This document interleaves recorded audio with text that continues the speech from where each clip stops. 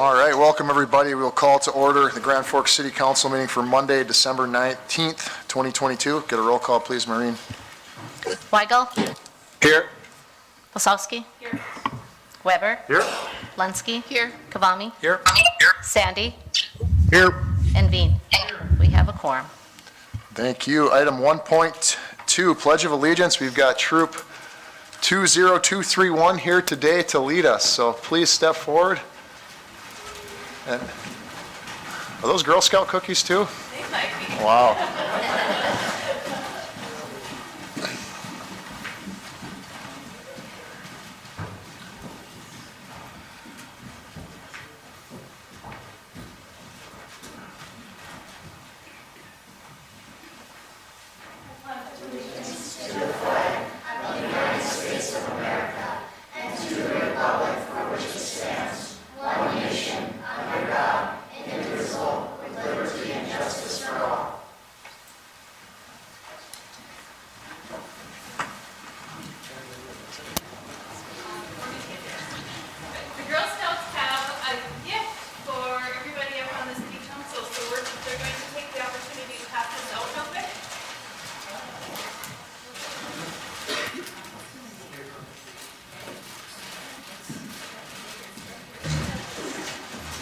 Dan, can we accept a gift from the Girl Scouts? All right. All right. He's not the mayor.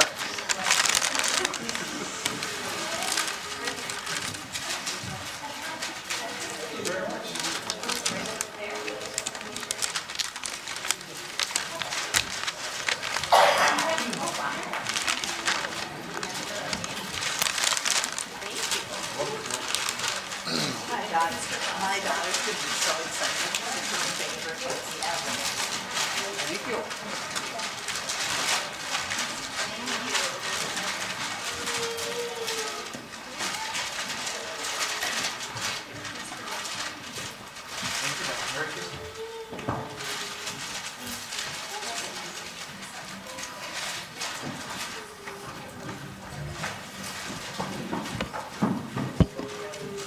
Thank you. On behalf of all of us, thank you for the Thin Mints. That, I don't know if it's everyone's favorite. That's certainly my favorite Girl Scout cookie, so thank you for that. Well, we're glad that you're enjoying it. So we are, my name is Carol. I'm with Troop 20231. We are a mix of 2nd grade through 9th grade. Some of us are from Grand Forks. Most of us are from the base. So we are base girls. So this is Bella. And that's, oh, sorry, Addie, and that's Bella. Those girls are brand new. And then go ahead. My name is Claire, and the most thing I like about Girl Scouts is everything. My name is Kaylee, and my favorite thing about Girl Scouts is selling cookies. My name is Olivia, and my favorite thing about Girl Scouts is working with the younger girls. Thank you for having us. Thanks for being here. Let's give them a round of applause, everybody. Thank you.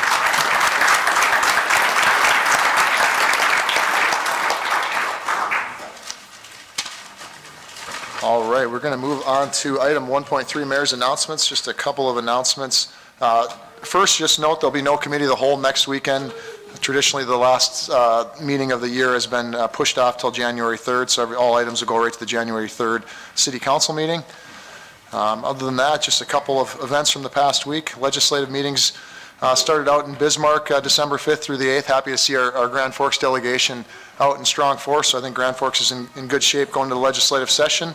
I want to thank Slumberland for giving out 46 beds and all the volunteers that helped make that happen as part of the Slumberland Home for the Holidays. So got mattresses out to some families in need just in time for the holidays. I want to take a moment to thank the PD department. Police department had their award ceremony last week on Thursday. Certainly doing a phenomenal job, and it was nice to recognize some men and women that have gone above and beyond and earned some extra awards. So thank you for everything the Grand Forks Police Department does. All right, that's all I got for announcements, so we'll move on to 2 citizen comments. Stella?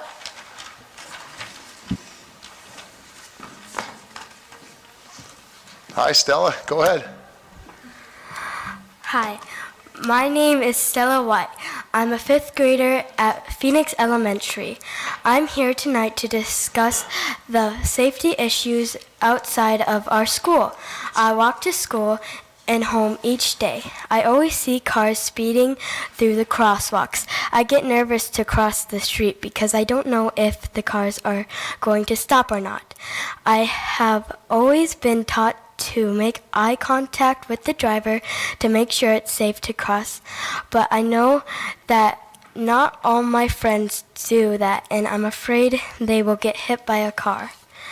When I heard about the Phoenix student getting hit by a car at the beginning of the year, I was so afraid she would be extremely hurt, and it made me think about the fact that that could happen to me too. Thank you, City Council, for giving me a chance to speak here tonight. Have a great evening. Thank you, Stella. Appreciate it. Thank you.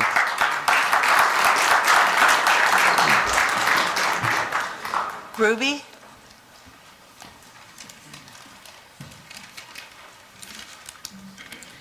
I am Ruby, and I'm a 5th grader at Phoenix Elementary. Today I'm here to talk about the traffic near my school. Every day when I walk home, I have to worry about cars around me, and I always have to keep my eyes out for cars. Walking home is very difficult, knowing that some cars may not be able to see me. But also, as winter goes on, the roads will get more slick. That makes more of a reason for me to worry. For one of the scariest times crossing the road, not that long ago, I was waiting to cross the street after school. As I approached the street, the drivers waved me on. I was walking on the street when a car zoomed past me just where I was about to walk. That time now has made these roads more scary to walk on. Then right when things were getting better, I heard someone was hit on one of the very roads I walk on. But now I don't think I'm ever going to be able to get over how scary the roads are to walk on. Please help me to feel more safe when I walk home. Thank you for listening for what I had to say. Thank you, Ruby.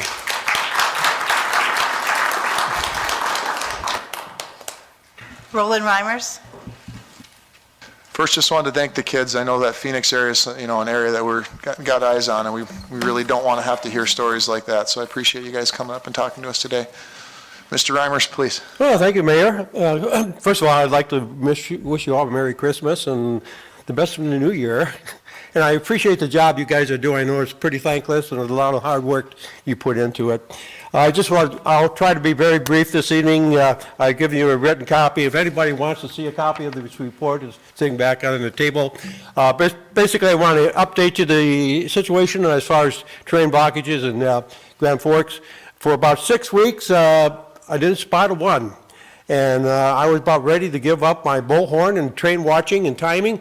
And all of a sudden, last week, the train goofed up again, and I nailed them twice. We made a police complaint on both instances, but nothing has been done, and I don't expect it will be done, which brings us to the question, what is the policy and procedure that the Grand Forks Police Department is following? Train crossings result in about 400 deaths per year across our nation. It's a serious place to be.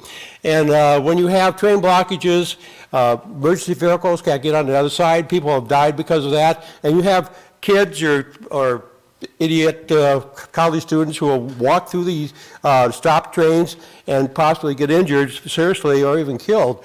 So they're a serious health problem, and even the Public Service Commission of North Dakota has written that it's a serious safety and health problem. So what is the policy of Grand Forks Police Department? Well, interesting, just a little bit ago, I found there's a memo out to all 92 members of the Grand Forks Police Department describing exactly how they should handle train blockages of cars in Grand Forks. And it's very interesting, and it kind of fills us in on what's really happening in Grand Forks, because the last 2 decades, the police have really done no enforcement as far as train blockages go. But unfortunately, I'm sorry, this memo is confidential and strictly prohibited by law. I can't disclose it to anybody in the council, so I'm sorry, I don't want to go to jail, so I can't give it to you. But there is a policy out by the Grand Forks Police Department telling exactly what they are doing or not doing. It trains. Thank you. Merry Thank you, Christmas. Mr. Reimers. Merry Christmas.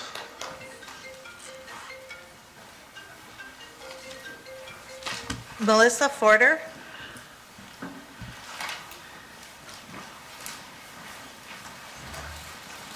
Is Melissa here this evening? Is it Ms. Forder? How do you, Oh. reading it correctly? Or Farter, if I'm mispronouncing the name? You want to hand me that? I'll take it.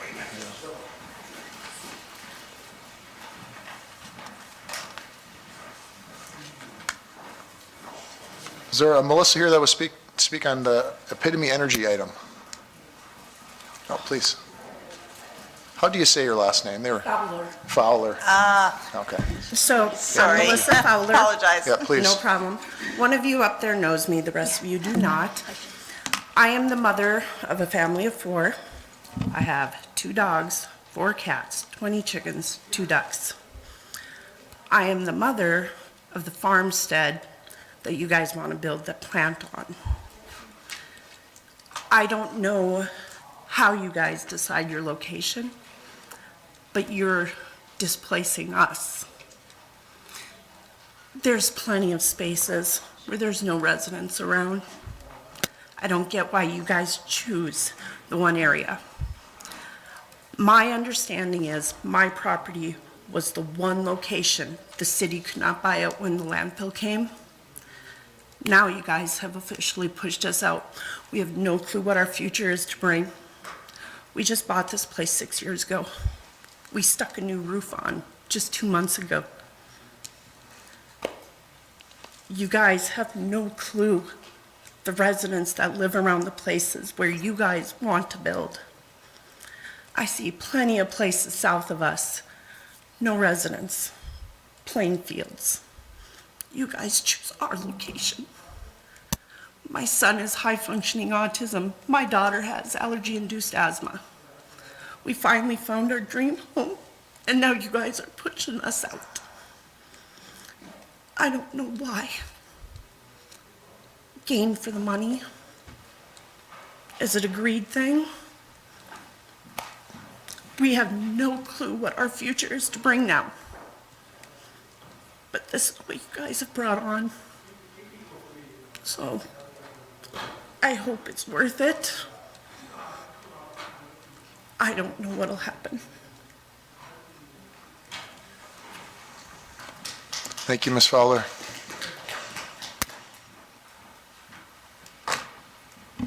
Brian Chandler? Mr. Chandler, please. Mayor Bachensky, City Council.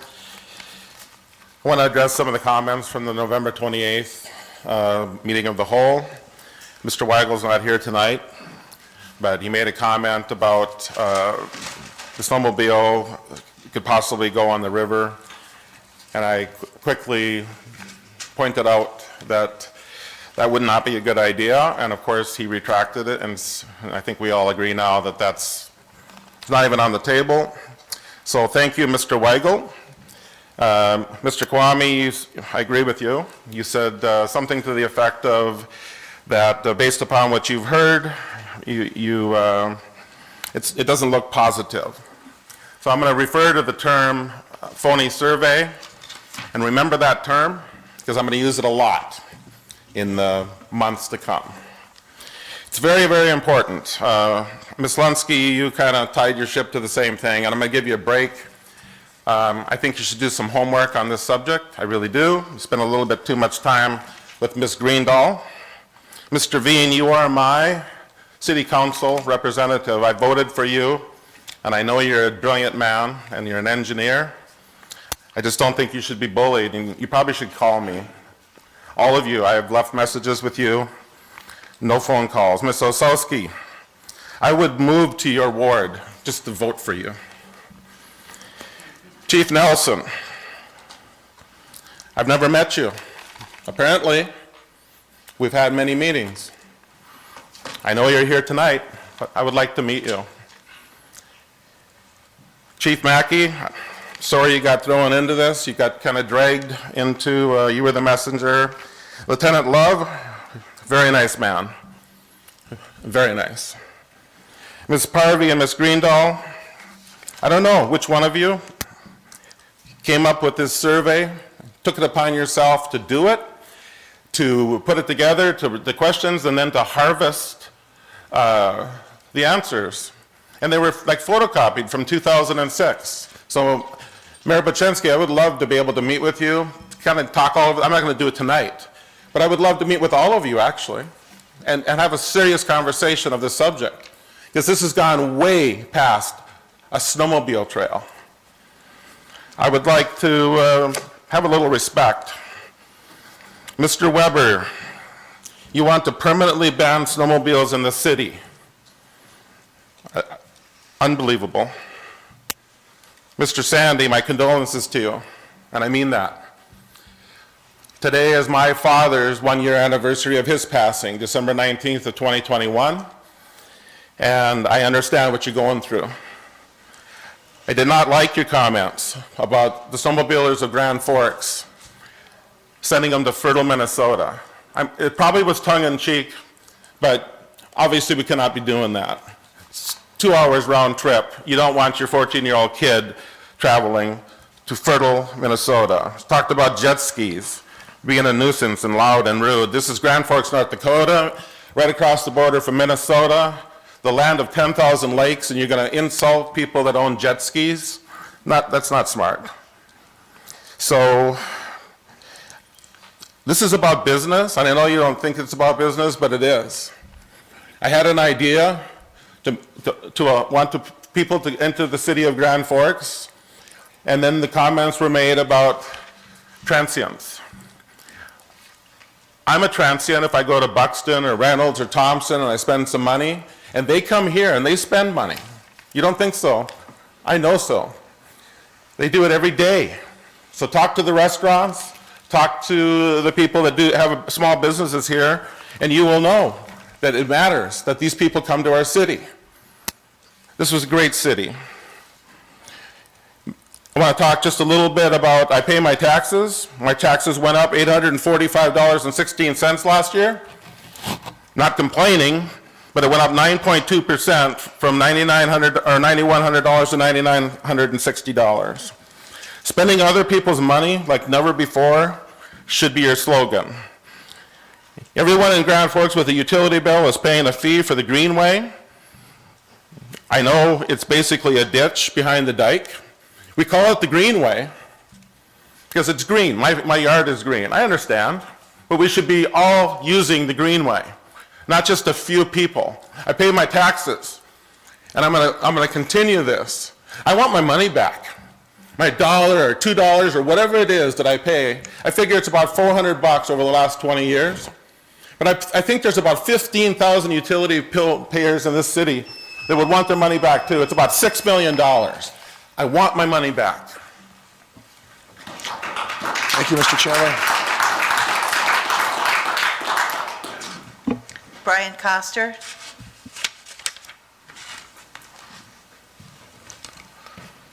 Mr. Coster, please. Well, I'm on behalf of the Snowmobile Club as well, and I'm here not to take my full 5 minutes. I'm hoping to give some of that back to you guys.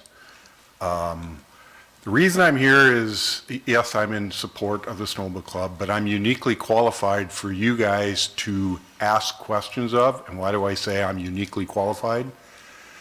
I've been in snowmobiling for 50 years. I've been in the Snowmobile Club for 36 years. I've been involved with all the trails that the city of Grand Forks has.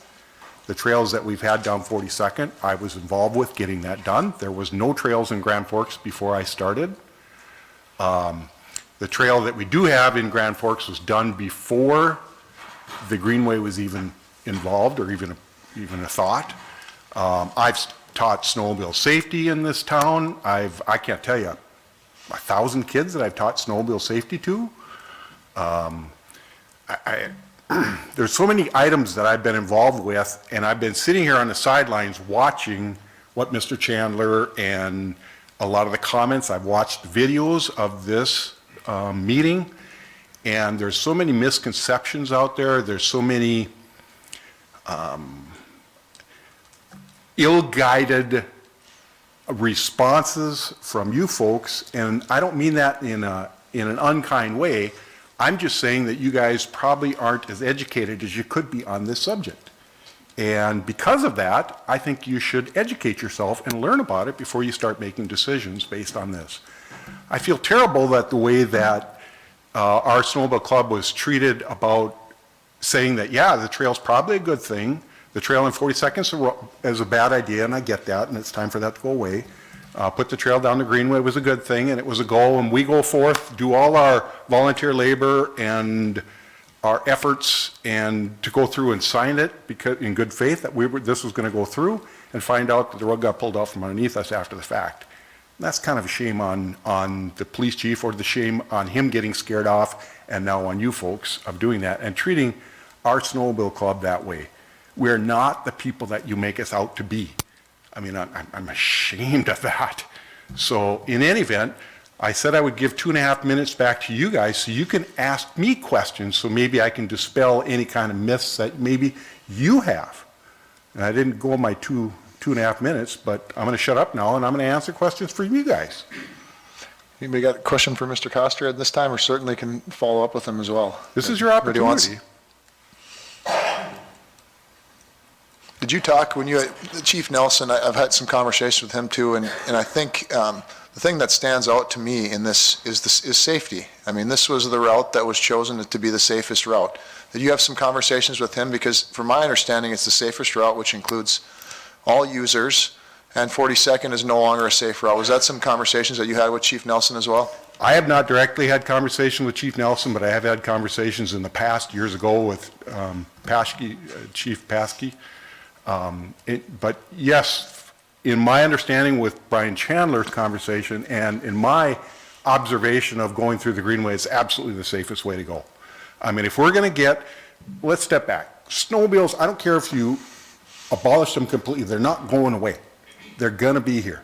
What's going to happen is you can say they cannot be here. They're still going to be ridden.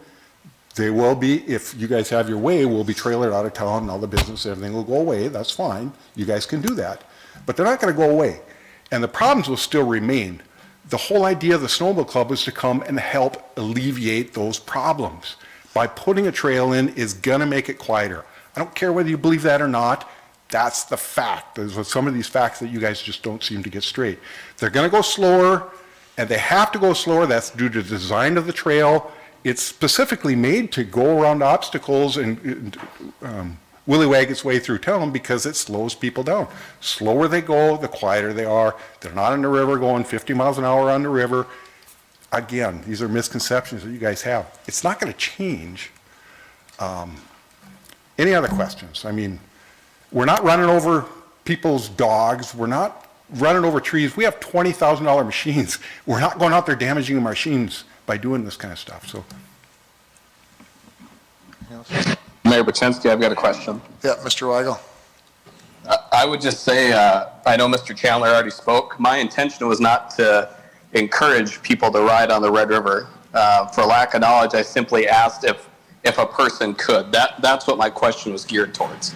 I can understand how it could be construed in a different way. That was not my intention. But I'd be willing to sit down with our current speaker, Mr. Chandler, and see if we can find a way forward. And so I haven't received a call, so maybe I missed it somewhere, but if you could leave your number with one of the city staff people, I'd be happy to reach out tomorrow and set up a time where we could speak. Okay. Thank you, Mr. Weigel. Thank you, Mr. Costa, for being here today. Appreciate it.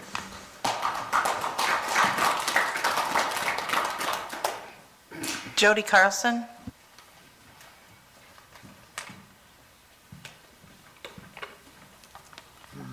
Ms. Carlson, please. Good evening. I'm here tonight, and I have it written out, so I'll talk fast. I'm here tonight to speak on behalf of the illegal acts and shoddy practices that have taken place against the citizens of Grand Forks and visitors to our city who enjoy the winter activity of snowmobiling. I will not go into the processes that were done to get this in motion. I will just reiterate that the people who were legally responsible for making the decision on the location of the north to south trail to replace the 42nd trail by expanding, it's an expansion of the current trail on the Greenway further south, did just that, and everyone thought it was wonderful, including the mayor. I would like to bring your attention that the current city code indicates that Chief Nelson will decide on the safety of the routes and make the approval. This is not a decision that the city council has any authority to make an independent decision on or override. It's in current city code. It is Chief Nelson's responsibility. The reason it was brought to the council is because someone thought that there should be no snowmobiles on her Greenway. It was then decided by the Greenway Advisory Committee, which she states, quote, is not a decision-making body, unquote, to do a survey, which from the Herald interview that was done with Brad Dawkin, her quote is, the survey is for input only and won't have any impact on the ultimate fate of the snowmobile club's request, unquote. Another quote from the article states, again, it's not a vote, but it's my job to make sure that people understand what's going on. Really, then why are we even here? What people need to understand? That's an interesting question, as the only people who received information on completing the survey,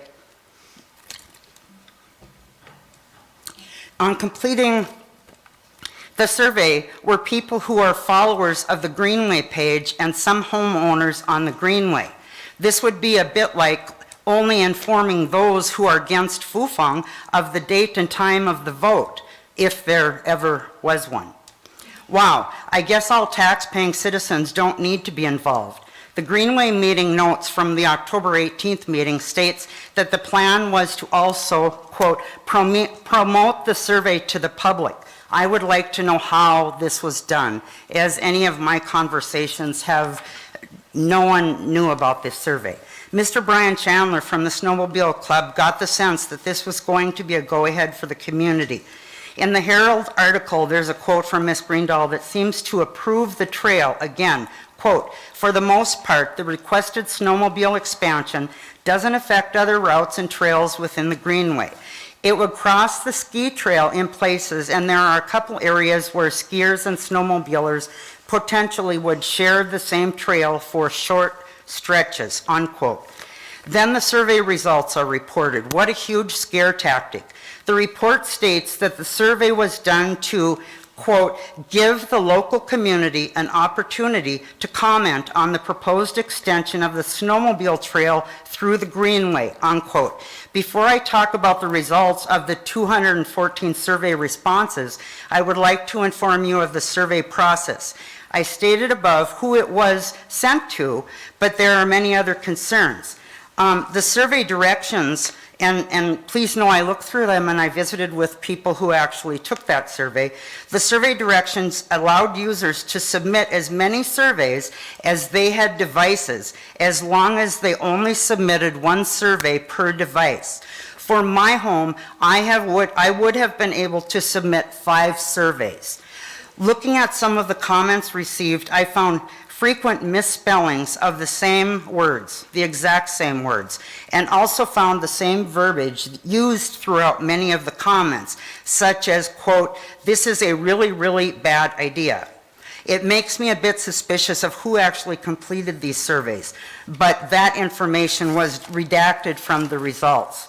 38 of the survey responses were admittedly from areas outside of Grand Forks, coming from Fargo, Colorado, New Jersey, and New York. These surveys were not excluded from the compilation of the results.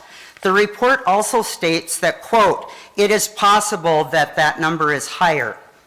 Excuse me. 137 of the respondents lived 1/4 a mile or less from the Greenway.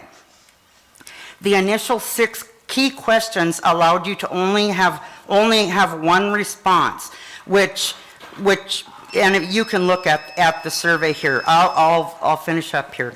Most respondents chose other, which allowed them to expound on their opinions. So the choice to select that route was adequate, was a good distance from other trails, were not selected as frequently so that people could be able to write out a comment under other. Out of the 62 responses of other, 18 of those seemed to indicate that they were in favor or didn't really have an opinion or had further questions about it. Out of the 214 surveys, 54 of them were more positive about the trail, including statements like, "I'm not opposed if they stay on the trail. I'm not opposed to giving it a try. Well, the route looks okay to me. Well, the more people using the greenway, the better. I like the idea of a snowmobile trail through the greenway. The signage looks good. I'm not concerned about it. It seems reasonable. The trail is long overdue. The more people who can get outside, the better." When asked in the survey if the respondents would like to receive regular updates about greenway events and activity, 100% of the respondents of the survey stated that they are already on the list. Some of the comments from respondents against this include that they don't want obnoxious snowmobiles. Snowmobiles already have, they can go to the river. Really, the last comment on there is that snowmobilers can get off their butts and walk, ski, or snowshoe. Ms. Carlson, is that the survey result? Do you have this all written down that you can hand up to us? I believe it came from the Greenway Committee. Okay. The survey that they sent out. Okay. The survey results, which were reported to the council last week as that there are so many concerns and people against this, are not only inaccurately reported to the council, they are absolutely invalid based on the unethical process of the survey. I did my own survey yesterday in the process of one day.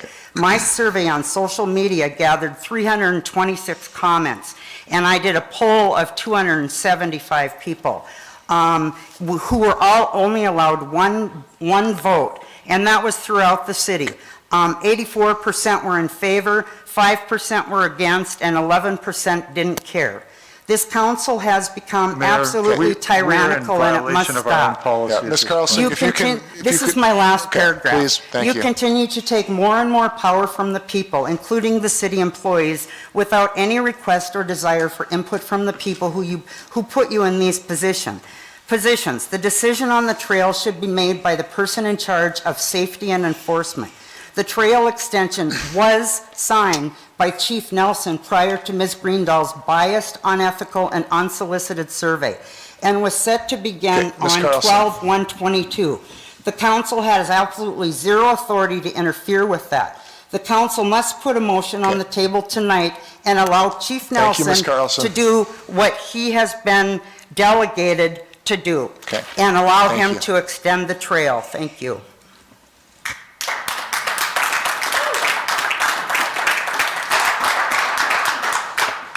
Greg Spicer?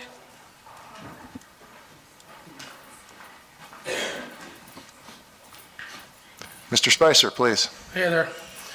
Well, you're not going to like this, but I'm going to be honest tonight because I've had it up to here with the council and the mayor, okay? As much as this thing goes on, all I smell in this room is corruption, collusion, conflict of interest, and nothing but arrogancy on your part.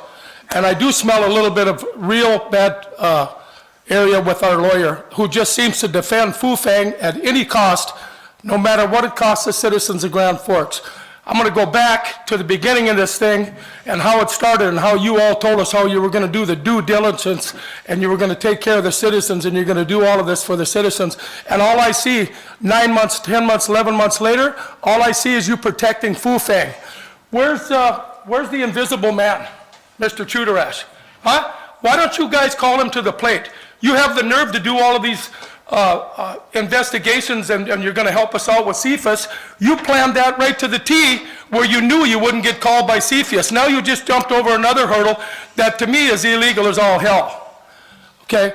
We need to come to the thought about the citizens being the people that you're supposed to care about. And I see none of that from any of you up here.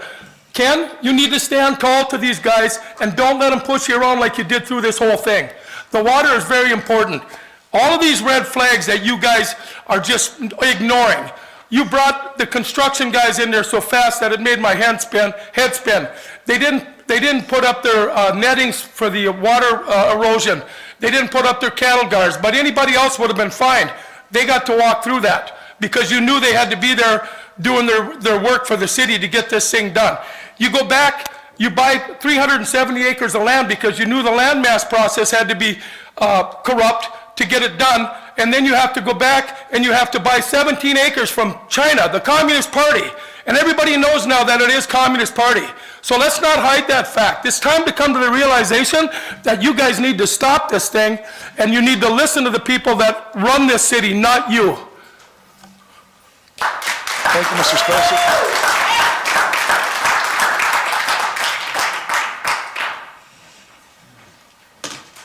Dennis Cadlick.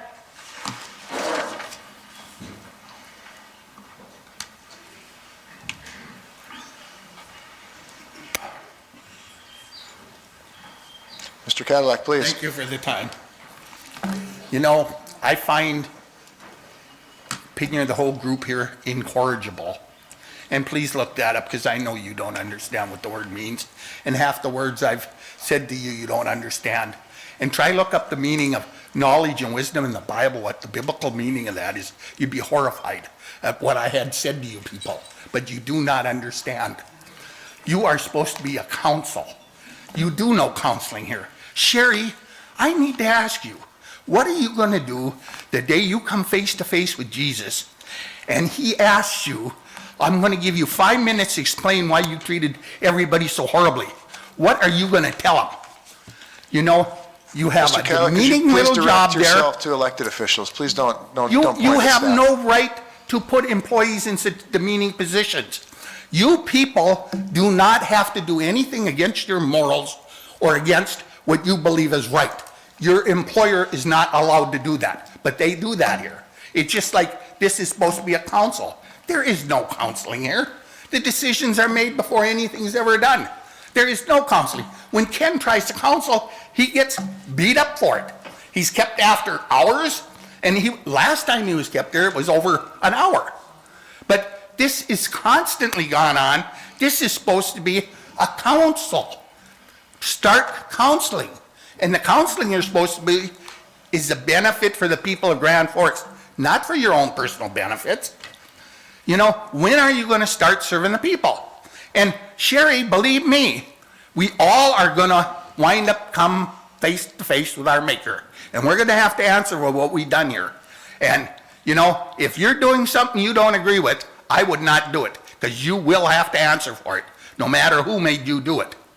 And the rest of you, I'm sure you're far beyond that point. And that's why I tell you, you are incorrigible. Please look it up, because then you'll understand what I'm exactly telling you. But everything is either above your head or you guys don't care. You know, this poor lady here, I'd rather sit and have a colonoscopy done than to come here and see you people.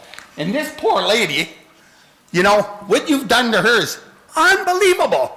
And I've had to sit here for week after week, month after month, and I see these things that you people do, the stuff you perpetrate.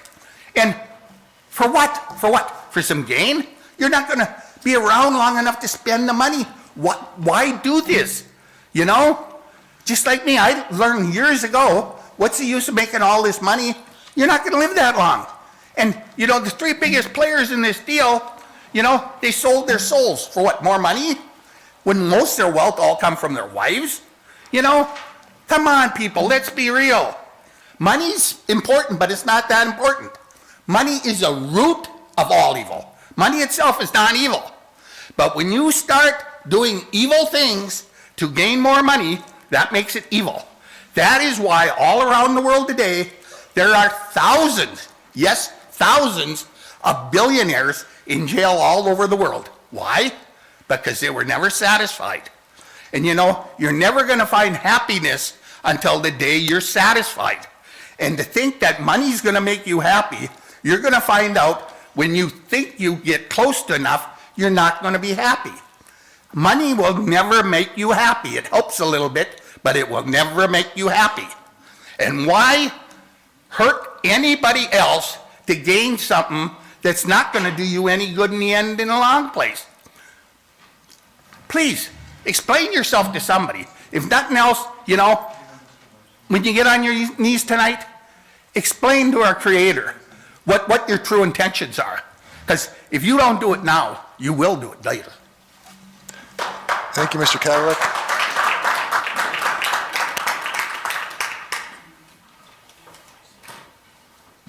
Todd Leek.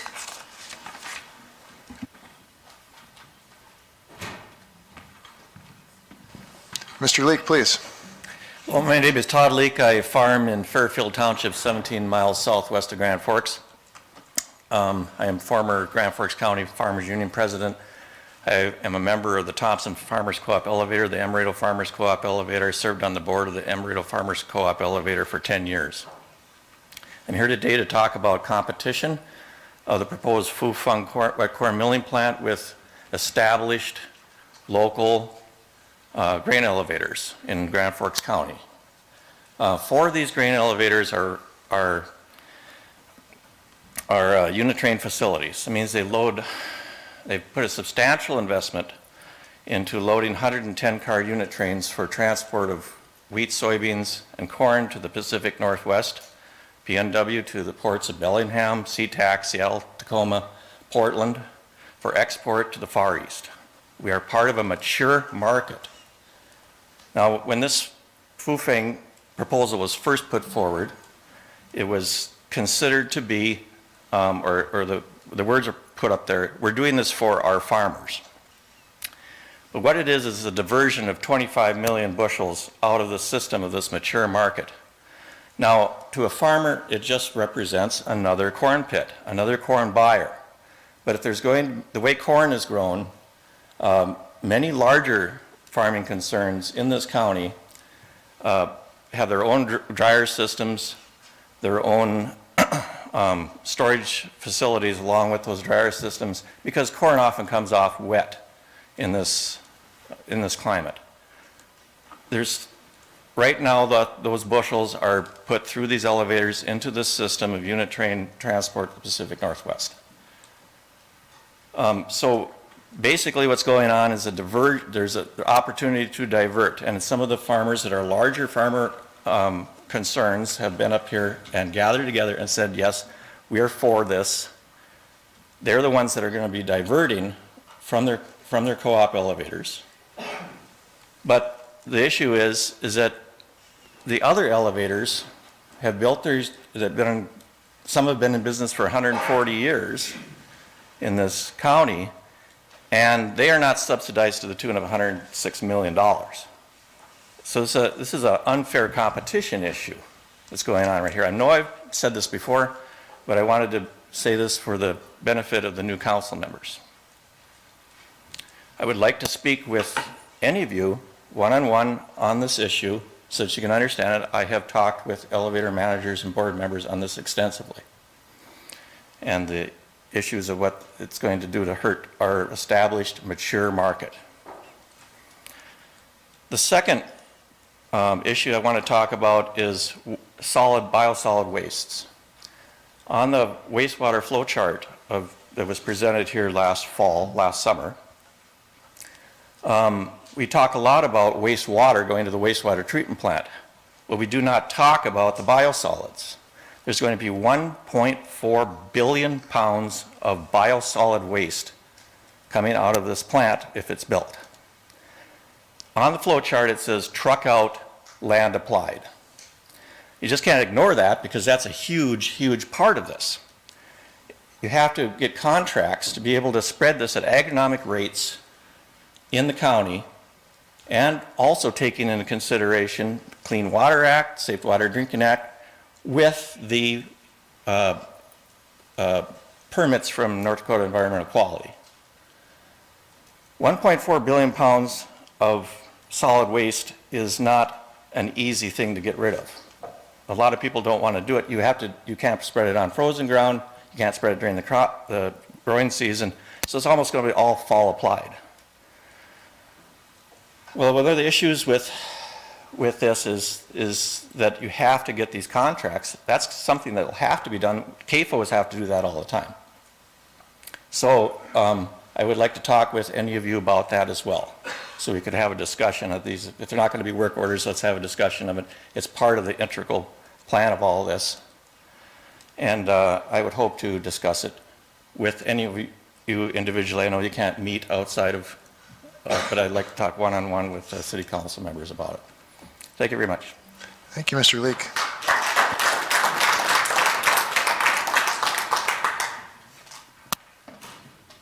Sean Beauclair?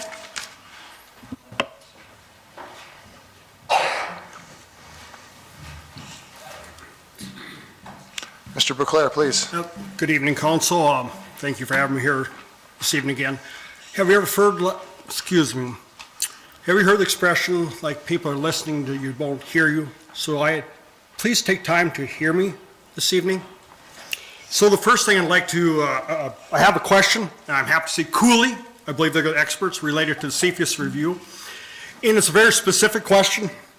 Was the city of Grand Forks party to the transaction? Yes or no? Yes or no? And why or why not? Very important to ask that.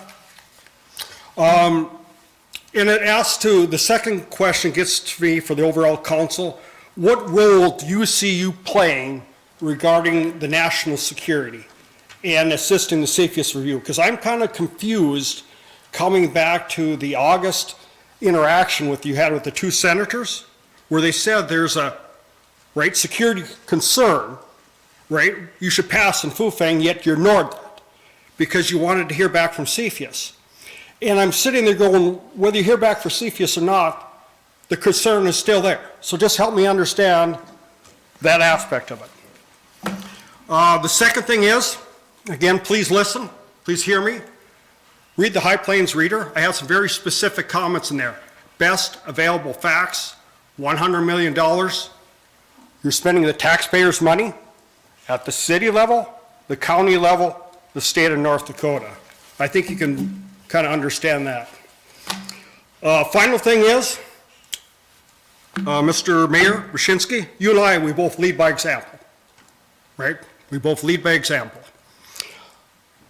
Let me preface this. I've had over 20 years of experience serving on public, private, right, and civic boards. I've also worked for 15 years for Dow Chemical Company. I've had extensive training on diversity training, sexual harassment. What I've observed from the leadership, let me define the leadership, the president, the vice president, city attorney, city administrator, and you, Mr. Brzezinski, related to females, right? It borders line inappropriate behavior to sexual harassment. Inappropriate behavior to sexual harassment. I'm not an attorney, sir, but I'd like to share with you one of my family members that is. Right? This individual is an attorney in Virginia. Also, this individual happens to be a medical malpractice attorney. She's one of the top 15 medical malpractice attorneys in the state of Virginia. Recently, and the people from Cooley may actually recognize this individual. She's elected to president of the Virginia Bar Association. Do you know how many attorneys there are in the Virginia Bar Association? 50,000. What does that say about the quality, the character of that individual? Right? Her name is Stephanie Grana. Her mother, right, is my aunt. We also share another aunt together called Sister Mary Beauclair. Her values, her character matches that of Sister Mary Beauclair. There's no way, if an individual is like that, the treatment I've observed, quote, the leadership, would be acceptable. I'm a person of solutions. Let me ask you another thing. The council members here are not properly trained. Two of them happen to be females. I believe I'm going to hold up two hands. I'm going to hold up the hand of your council city book, right? Blank. This is Minot, North Dakota's, 60-some pages, right? It talks about ethics, values. It talks about proper treatment. On the back, right, there's a place where you sign your name. I affirm that I have read, understand, and agreed to abide by the City of Minot Code of Ethics and Conduct for elected appointed officials. I've read the manual, I've seen your behavior. You couldn't honestly sign it based on your behavior. As I said, Mr. Boshinsky, you lead by example. This is your idea of proper training of your council. Any questions? Thank you, Mr. Leclerc.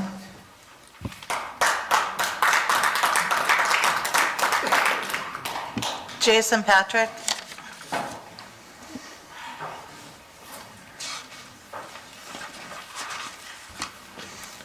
Mr. Patrick, please. Make sure I've got this stuff adjusted here so you guys can hear me loud and clear. Got me 5x5. First, I'd like to say, ma'am, thank you for sharing your story. That highlights a wonderful thing that a lot of people forget, especially in leadership at times. We spend so much time wondering whether or not we can do something, we don't take the time to think about whether or not we should. So thank you for sharing that. That was very moving. All right, so here we go to business. Good evening, City Council members, Mayor Bachensky, my fellow citizens in the audience, and those who are viewing this meeting from far. I come before you once again as a private citizen with a perspective forged, sharpened, and honed by combined 16 years of military service and federal service. And I come as a private citizen. I want to make sure that point is crystal clear. During this evening's meeting, you will hear or have already heard statements regarding CFIUS review coming back as CFIUS not having jurisdiction over the land purchase. You will hear or have heard that this council expressed should satisfy concerns regarding national security and resources and logistics security. I will tell you that this is simply not the case. A filing that resulted in a decision of no jurisdiction means that no CFIUS investigation was conducted. To complete an actual review investigation of Fufeng.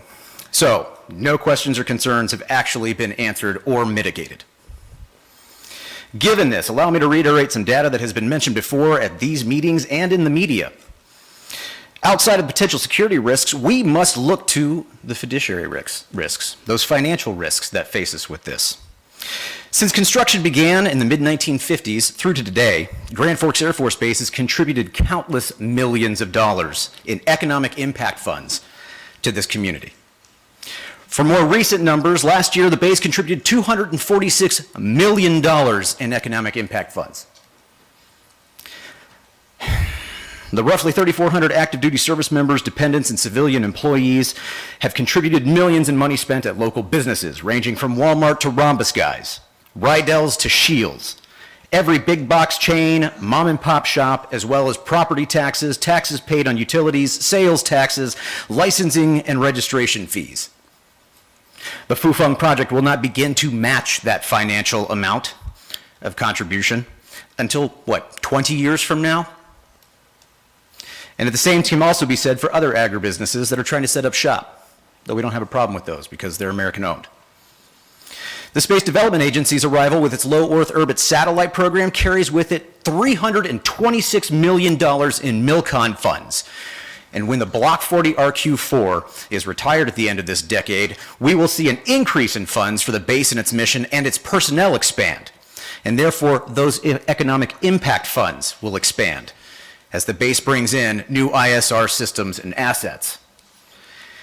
If this project impacts the security of the missions at our air base, and I say our, very purposely, because this community purchased the 5,400 acres that the base resides on in 1954 and donated it to allow the base to be built because they wanted it here.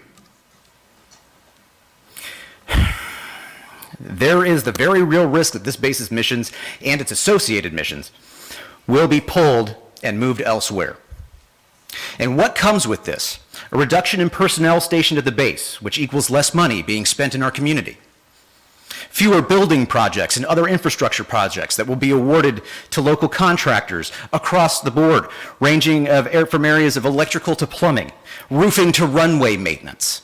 And that will occur well before Fufeng's tax incentives expire and the city reaps its full benefit. Defense contractors will pull up stakes and leave, and that will have a significant impact on UND's drone program, as well as the independent drone companies in the area. Because if the Defense Department isn't going to be hanging around, that's probably one of your biggest customers. So this council, this city must ask itself, has it actually done its due diligence regarding this project? Has the city actually done what is needed to mitigate all risks? Even if it means the project is scrapped. There is an old motto that comes to mind: deeds, not words. Choosing the harder right over the easier wrong and doing the right thing always, even if the result is unpopular. And I would also like to submit to you, real quick, when you sit up here, a council in a position of authority, think back to, and it could be apocryphal, Marcus Aurelius. And when he would walk through the streets, he had a slave that followed behind him, whispering in his ear, every time someone cheered him or applauded him, "You are but a man." Thank you. Thank you, Mr. Patrick. Ben Gradulewski.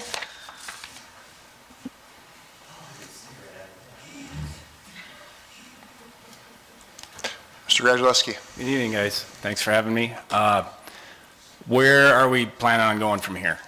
Do you guys have any plan on how to follow up with CFIUS's non-answers? I think we'll have further conversation here shortly. Okay. I guess I would just like to point out that we have a responsibility. You guys have a responsibility to make sure that there are no concerns, or that the concerns are manageable, because we have been given information. The problem is it's not specific, because none of us are privileged to the information that our senators are. We don't have their clearance. They have information that says there is a credible threat, likely. We need to figure out how to follow up on it. CFIUS did nothing for us, and if you're doing your due diligence, it's your job to follow up on it and to get answers. We can't just walk away from it and say, well, we tried. That's not an answer. That's giving up. That's not following through, and that's not doing the job to the end. So I would like to see some action. I realize that some of these questions that need to be answered obviously are a little above what you guys are capable of, but it is your job to see it through, to make sure that the questions are all answered, every single one of them. Thank you. Thank you, Mr. Gradulewski.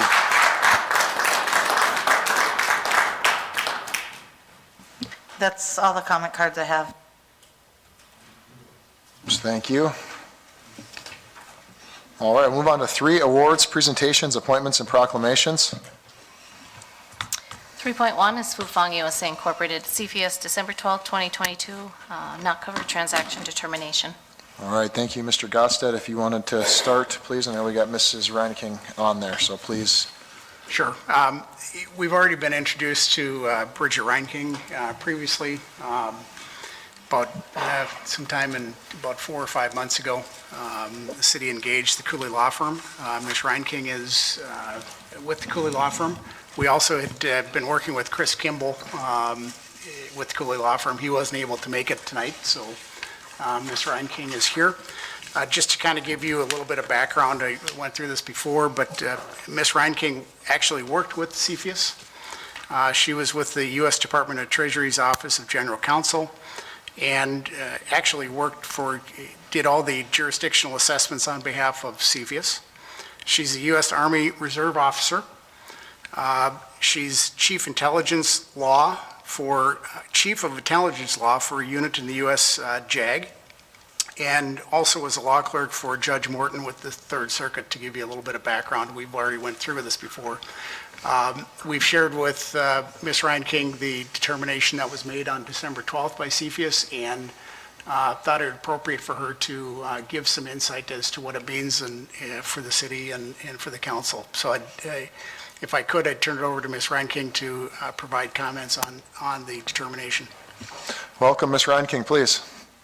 Of course, and thank you for inviting me to address some of the questions that have come up. I also have heard a couple of additional questions that have been introduced during the comments earlier this evening. I have a few of them written down, and I'll try and get to them as well. But as a threshold matter, the city has received a number of questions, some of them repeatedly, about the letters that the Fufeng received and then shared what that means and sort of the CFIUS process itself. And so I've been invited here to address those. I'll also, after taking those point by point, I'll be happy to address any other questions that sort of might come from that. First, a few questions have come up as to what the letters that were received by Fufeng on December 12th actually mean. I think I might have referred to them earlier as closing letters. That's what they are called. Just put simply, the letters that were received signifies the end of the CFIUS review process, the CFIUS evaluation of the Fufeng transaction. And very specifically, the transaction that was evaluated, the transaction that was notified, was the purchase by Fufeng of plots of land in the area of Grand Forks. And so, to be very clear, the city was not a party to the transaction that was notified to the committee. The city obviously has an interest in sort of the outcome, and so Fufeng and their council were cordial and communicated the results, including closing letters. But to be clear, I think this was a specific question. The city was not actually a party to the transaction that was reviewed by the committee. But what these letters mean, just to put a bow on that, is that the committee will, by that I mean CFIUS, will no longer be making requests or asking questions, around that transaction, and will otherwise have no more involvement moving forward. And I think that naturally that begs, what I view to be the more interesting question, which is, why do they not have jurisdiction, and, what exactly does that determination mean? I think there was an assertion earlier this evening that assertion indicates, among other things, that there is no authentic national security review, and that's just not true. So it definitely bears some clarification. And again, some of this I introduced a little bit earlier. Perhaps my colleague has also explained it, but I think it bears restatement as to what jurisdiction means, and then sort of specifically in this context, what might have been evaluated. So as a quick recap, the committee has, kind of two buckets of jurisdiction. First, we sort of refer to it as Part 800 jurisdiction. It basically means the committee has jurisdiction to review transactions involving investments in U.S. businesses. The second bucket of jurisdiction, which we have referred to as Part 802 jurisdiction, involves jurisdiction over real property transactions. And both of those points are relevant here. I'm not just sort of giving you an academic lesson. The reason why both are relevant is because historically the committee has from time to time reviewed transactions involving land that also sort of implicated U.S. businesses. As you can probably appreciate, farming involves a lot of land, but it also implicates a U.S. business. But it's only just very recently that the committee has had jurisdiction to review, point blank land acquisitions where there is no U.S. business involvement. We call them like greenfield transactions, right? Where you're literally just acquiring a plot of land, no U.S. business operating on it. And I think that's like sort of appropriate to point out here, because it offers some color, which I think will appease some who think that maybe there were no, assessment of risk here. Allow me to just sort of dive into that a little bit. So the origin story of the CFIUS's review over real property transactions was really just, born 3 years ago. The 2019 National Defense Authorization Act introduced for the first time CFIUS's authority to review real property transactions, and it was the Defense Department that led the effort to sort of implement that new authority, because, put plainly, the Defense Department has the most equities in this space. Real property transactions don't really offer national security risk outside of surveillance concerns, right? Because there's no, you're not going to see a technology transfer when you're buying a land piece. You're not going to see sort of a compromised, critical infrastructure or data problem, right? It's just going to be, what can you build on that land, and what can you surveil by doing so. And so what the Defense Department did in implementing this particular bucket of authority is reviewed with all of its many thousands of stakeholders, military installations, swatches of land, within the United States over which it had authority, and identify those which it wanted to point out with specificity in the CFIUS regulations, and sort of match them with proximity levels, and associate that with its jurisdiction. And so to put some color there, the Cavalier Air Force Base, 64 miles away from y'all, is one such installation that's identified within the CFIUS regulations, but it actually doesn't trigger CFIUS jurisdictions or look at a land purchase around that base unless the land purchase is within 1 mile.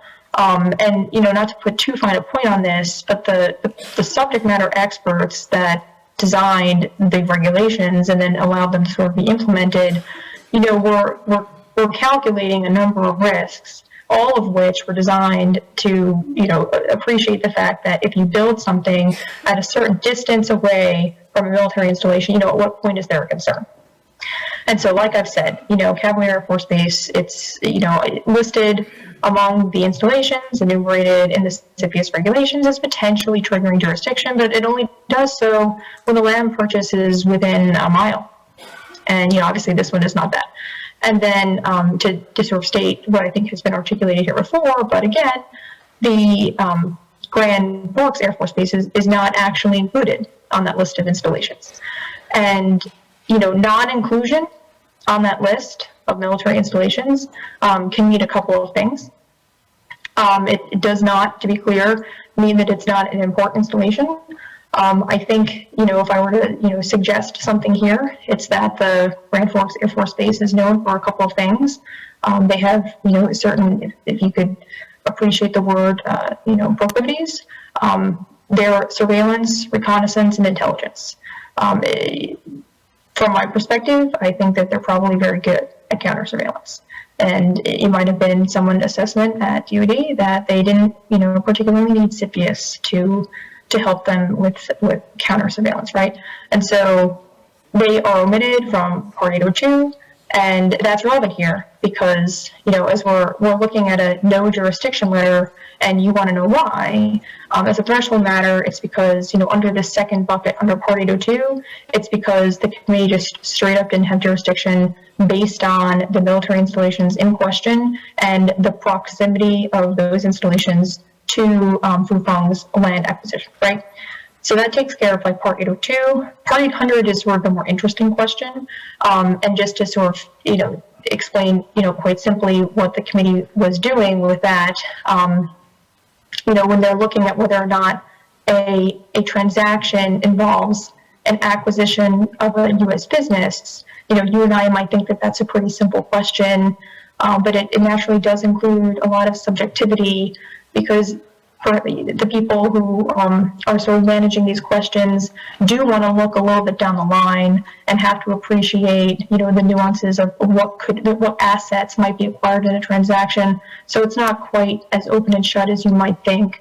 And here, I think that it did inform the length of the review, but sort of to sort of, kind of put a cap on that sort of question of what does it mean? What did the committee look at?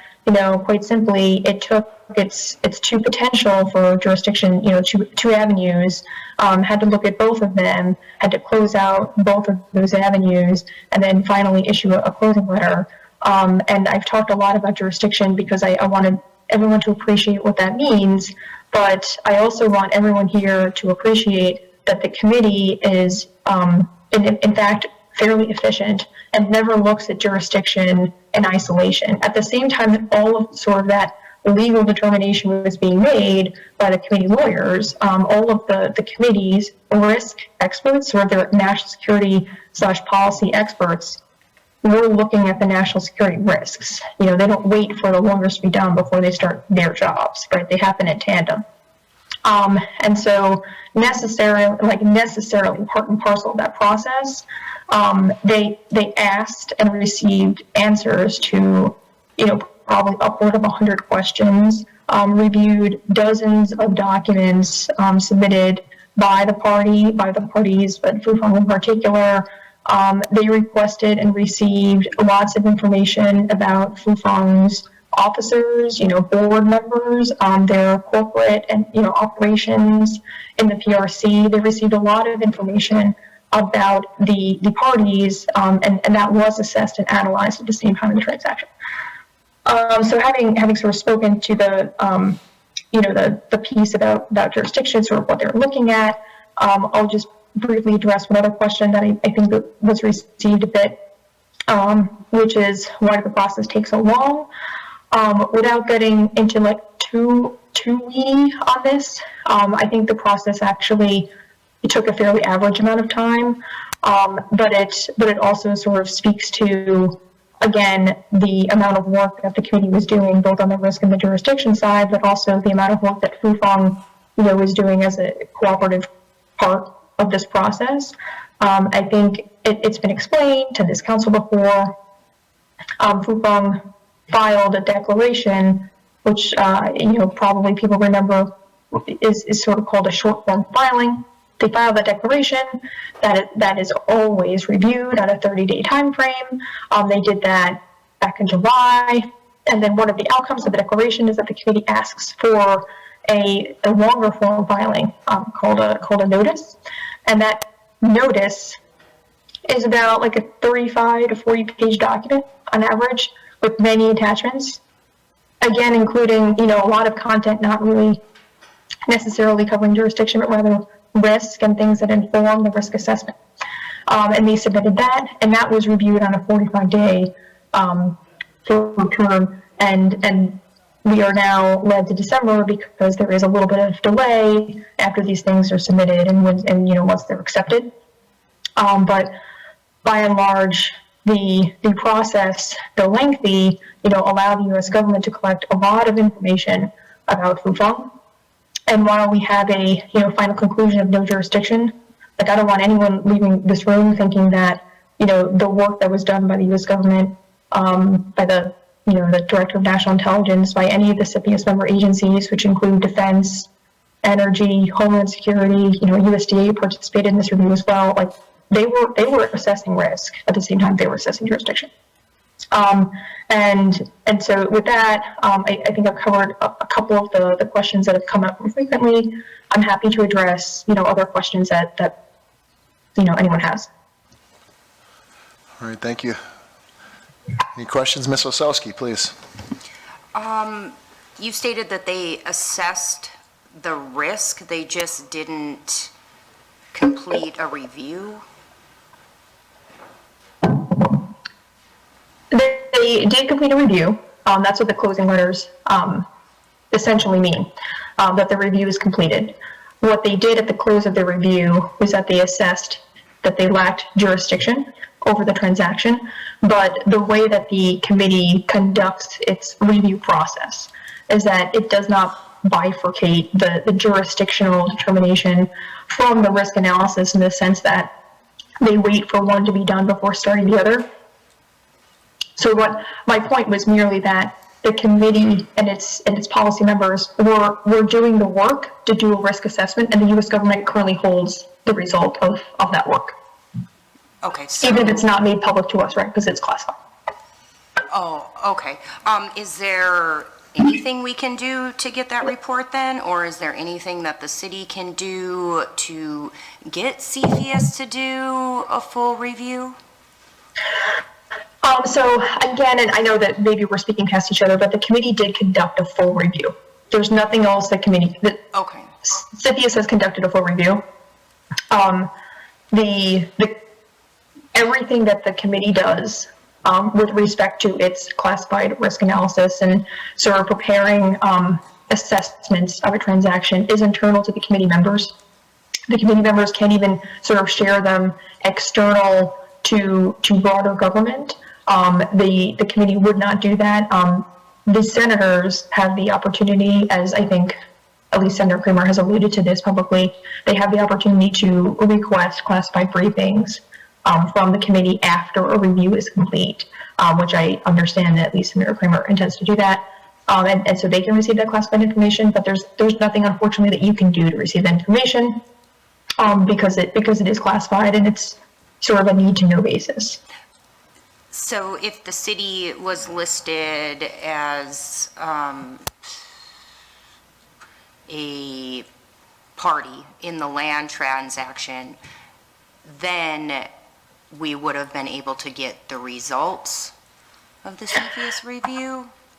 No, so the Committee on Foreign Investment in the United States conducts all of its work internally, and it does not share the results of its work, even with parties to the transaction, outside of telling them its determination. So the closing letter that Fufeng received is all of the information it has received. Like, Fufeng doesn't have more information from CFIUS than the committee does, if that makes sense. It does. Thank you. No problem. Thank you. Any other questions from the council at this time? Mr. Veen, did you have something? Well, maybe for you, Mayor, the attorney, we've got the report, we've got the results. We just heard a summary of it, although I probably heard about 5% of it because of the sound in here. I'm trying to figure out today what's the intent of our meeting and what level of next steps or whatever are we going to be able to get a chance to talk about today, and the type of discussion, I guess, that's going to continue. I'm very anxious because, I mean, what I've interpreted anyway is a jurisdictional issue, and we're not getting real good information from that.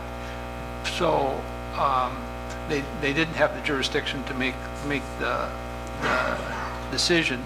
So it's not necessarily a technical response. The concern of national security may still be here. What are we talking about next, I guess, is part of it. I have some other comments to make too, but I'd kind of like to figure out what that roadmap is as we move forward. What does that look like? I think that could be a question, I guess, first to start with this, Reineking. What happens in a normal case when there's no jurisdiction? What happens to these projects and the communities that they're in when there's normally a determination of no jurisdiction? Well, I'll start by saying that the committee it's not uncommon to get a no jurisdiction question as a result. Sometimes parties will even notify transactions to the committee for basically the complete assurance that the committee will not be knocking down their door 10 years later and reviewing a transaction that's already been closed. Here, I think it was in part the city and Fufeng's, better wisdom to have that conversation with the committee, make that filing, now preemptively, as opposed to, waiting 5-10 years and sort of hoping that the committee would make that assessment. What happens ultimately is that the parties can move forward. So the committee is, it can't do anything more. It won't do anything more.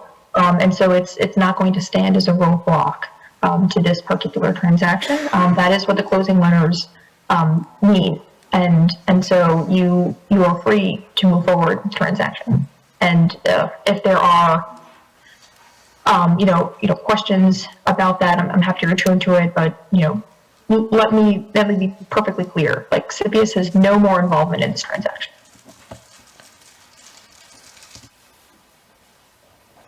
Mr. Weber? Yes, Ms. Reineking, it's been repeated many times that there was no review done, and yet you're telling us in no uncertain terms there has been a full review and that review has been completed, correct?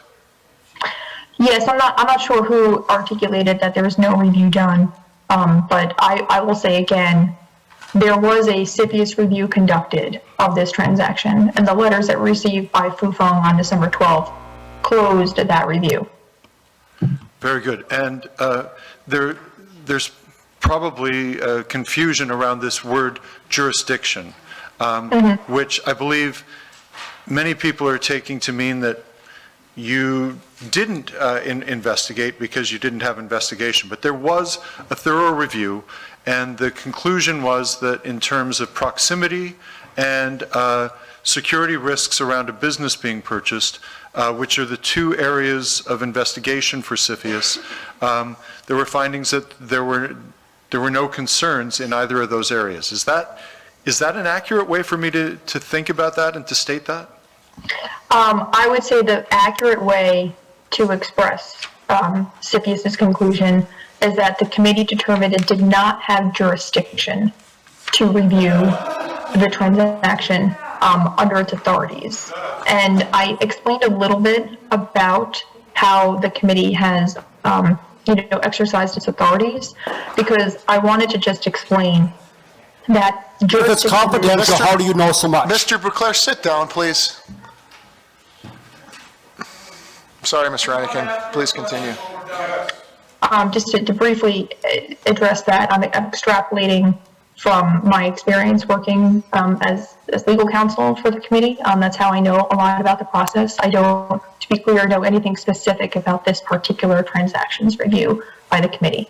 And then allow me to just, going back to the initial question about, whether there might be a risk that we can, sort of be understood to be satisfied here. My point was that when the committee drafted its regulations, so basically the rules implementing its own authorities, the committee drafted those, and they were published in 2020. When they were in the process of drafting them, they were mindful of national security risks and drawing left and right boundaries of its own jurisdiction, right? Because everyone in the whole world has finite resources, right, including the committee. And so the committee didn't want to exert jurisdiction over literally every type of transaction that it could. And so it drew boundaries around what it wanted to see, the most. I'm not sure if I don't mean to be speaking for the committee here. Again, this is a little bit of interpretation of my own experience. But so when DOD and the rest of the committee published its regulations, the regulations that set out the left and right limits of its jurisdiction under the real property particular jurisdictional set, they did not include certain military installations, and that was intentional. It wasn't accidental. That was my point.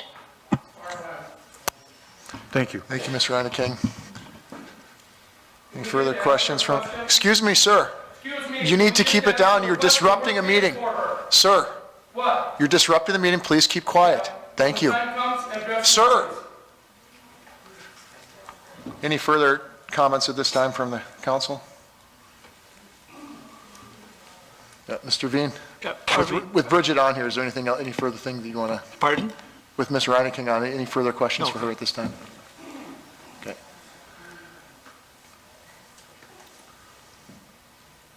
All right, Mr. Gosted, how do you want to proceed? It was just more of an update to give an explanation as to what the letter meant on December 12th from the expert that was hired by the city to assist in understanding what CFIUS meant and what the outcome is. So unless Ms. Reinke has anything further, I think she went through it. Hired by the citizens, Mr. Gosted. Ma'am, please, we've already got all this. You need to keep, this is not the time for that, We are the ma'am. citizens of this community, and we have questions. Yes, and you feel free to ask those questions, ma'am. This is not the time. You're disrupting a meeting. So please submit those questions and we can forward them on to her, ma'am. Ask them while she's here. Thank you, ma'am. What are you afraid of? Yeah. What are you afraid of? You're a coward, and you're a washed-up hockey player. It's a shame. Thank you, You Miss. are. Damn shame. This is how you treat guests that come on here to speak for us. Yes. She's speaking for us. She's a paid. If you've got questions, please submit those questions. They will be forwarded to and responded to. Thank you. What is the problem with Thank you, Ms. Reineken. We appreciate it. I apologize for the reactions here today. We appreciate your work. Thank you. No problem at all. And thank you for having me. All right, thank you. Why can't we? I have conflicting This is information art. to her testimony as a subject matter expert, Mr. Zaczynski. All right, we'll definitely have further conversation, Mr. Veen, but now we're going to move on to 4 public hearings and second readings of ordinances. Sir, 4.1 is a public hearing and second reading of ordinance relating to 2045 transportation plan update. How many millions did you get from the Chinese to do this project? Excuse me, ma'am, we were trying to conduct a meeting here, and you are disrupting the meeting. Hey, we own this building. We do. Ma'am, you're going to be asked to leave if you can't conduct yourself properly. What? You're going to be asked to leave if you can't conduct yourself properly. Thank you. You're such a washed-up hockey player, it's not even funny. And you know what? Okay, ma'am. People are going to remember you, how you turned your back on the community and the country. They're not ever going to remember you. We're talking about the country, the nation. Ma'am. Yeah, ever.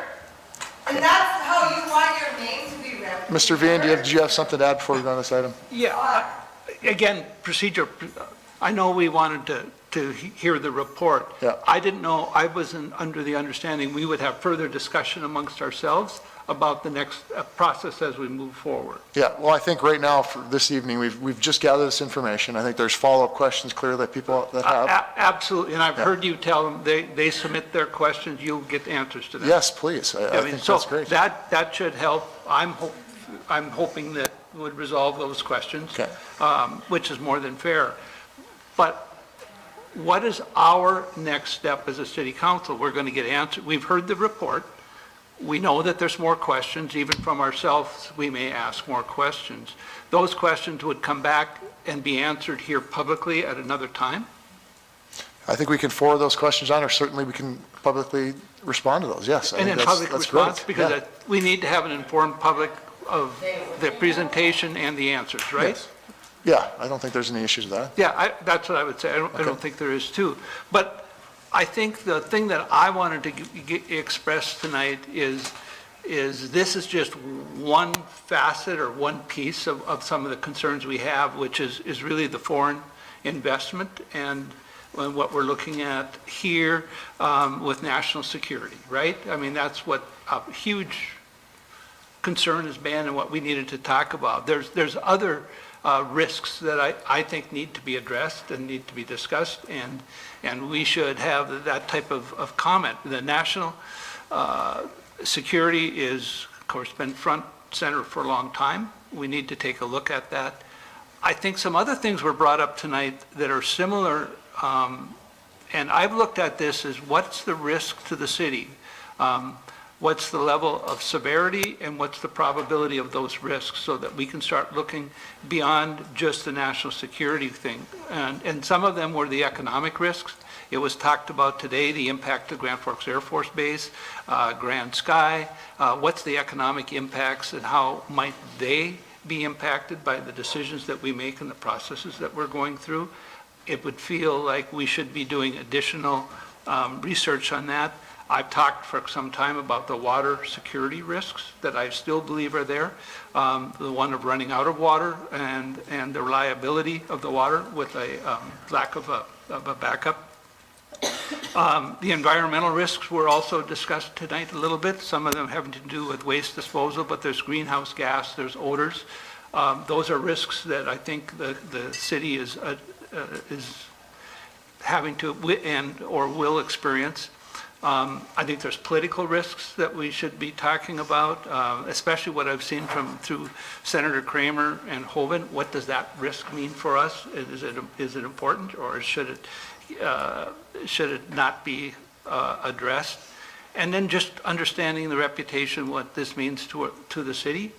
And so there's a lot of technical things, but I think there's things beyond just the technical. As you know, I've submitted 2 pages of due diligence questions that are basically almost all technical. But beyond the technical part, there's the risks that the city is taking on. And I think we have to do a full-fledged risk assessment on each of those and know what those implications are. The potential impact to the Grand Forks Air Force Base, for instance, is severe. I've talked to Jim Bradshaw, I'm sure you have too, and we've had some discussions about what that might mean as an ambassador from the Grand Forks Air Force Base and the feedback that he's getting and others out there. I think those are really critical things beyond what we've just talked about here and the technical things that should go into the ultimate decision-making process that the city is going through. And I just want to make sure that that's laid out, that I believe that should be a part of the process as we continue to go forward, because I wanted to make an informed decision based on what I felt were facts. And I know the development agreement is helping getting some of those. Some of this doesn't require that level of continued study when you want to just start addressing what maybe these risks are. So I'm going to be very firm on that. That's going to be one of the things that I would like to see us follow through as city leaders and know what those true impacts are going to be.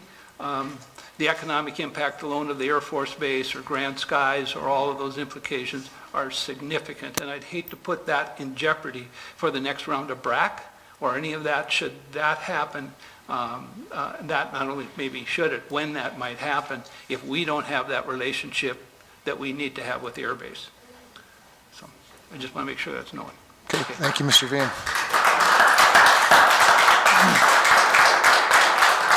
Is any other comments by council right now? Excuse me, ma'am. 10 million gallons of water per day for their expansion. Look at the RFP, it's right in there. Mr. Weber, do you have a comment, please? Yes, so the development agreement goes through a number of contingencies. We've used the number 20, in excess of 20. One of those contingencies was security concerns. And from my perspective, having gone through the CFIUS process, we have now addressed that part of the development agreement. Mr. Veen is talking about some other issues related to that, but Mr. Gaustad, in terms of the development agreement, which is a legal contract, it's a legal document between ourselves and the company, where are we at in terms of, does this completion of the CFIUS process address that aspect of the development agreement, or is there more to complete on that part of the development agreement? And you're speaking on the national security issue. Right. It addresses that component of it in that we had informed Fufeng that when CFIUS was reaching out and wanted the filings that they, and I can't remember if it was the declaration, the notice of the declaration, whichever occurred first. Once that occurred, we had invoked the development agreement and advised Fufeng they needed to go through that process because the development agreement has these governmental requirements in it. So to the extent that they've done that, and we now have a response back from CFIUS, that has been satisfied to the extent that we've asked for them to go through that process. Now, bear in mind, the term governmental requirement is fairly broadly defined. It means anything that Fufeng is subjected to, as well as the city is subjected to with respect to this particular project. So if there happens to be another governmental requirement, and it could be environmental concerns, it could be water concerns, we've listed a non-exclusive list of governmental requirements that have to be satisfied in that development agreement. It's not all of them. And I drafted it in such a fashion to be broad, so that if there is a governmental requirement that we may not have necessarily thought of, it's covered because it's a broad language. So to the extent that if there is some other provision, if Senator Kramer happens to provide that information, or there is a governmental agency that says, gee, they needed to comply with this particular provision under our law, and they haven't, that's a condition that Fufeng still needs to comply with. So, I mean, I say it in the context of, we've gone through the CFIUS review. We did so in the context that we invoked the development agreement for them to do so. Fufeng did the filings, and we got an answer back that said, this is not a covered transaction. We now move on to other aspects of the development agreement, other components of the development agreement. I'm envisioning, Councilmember Bean, that there will be information, I'm suspecting we're targeting sometime in January to give an update as to where things lie with respect to the development agreement and the various components, both in the other conditions that are set forth in the development agreement, so that the council has an idea where things are at under the terms of the development agreement, not just the CFIUS review. And we brought this to the council tonight because it was highlighted.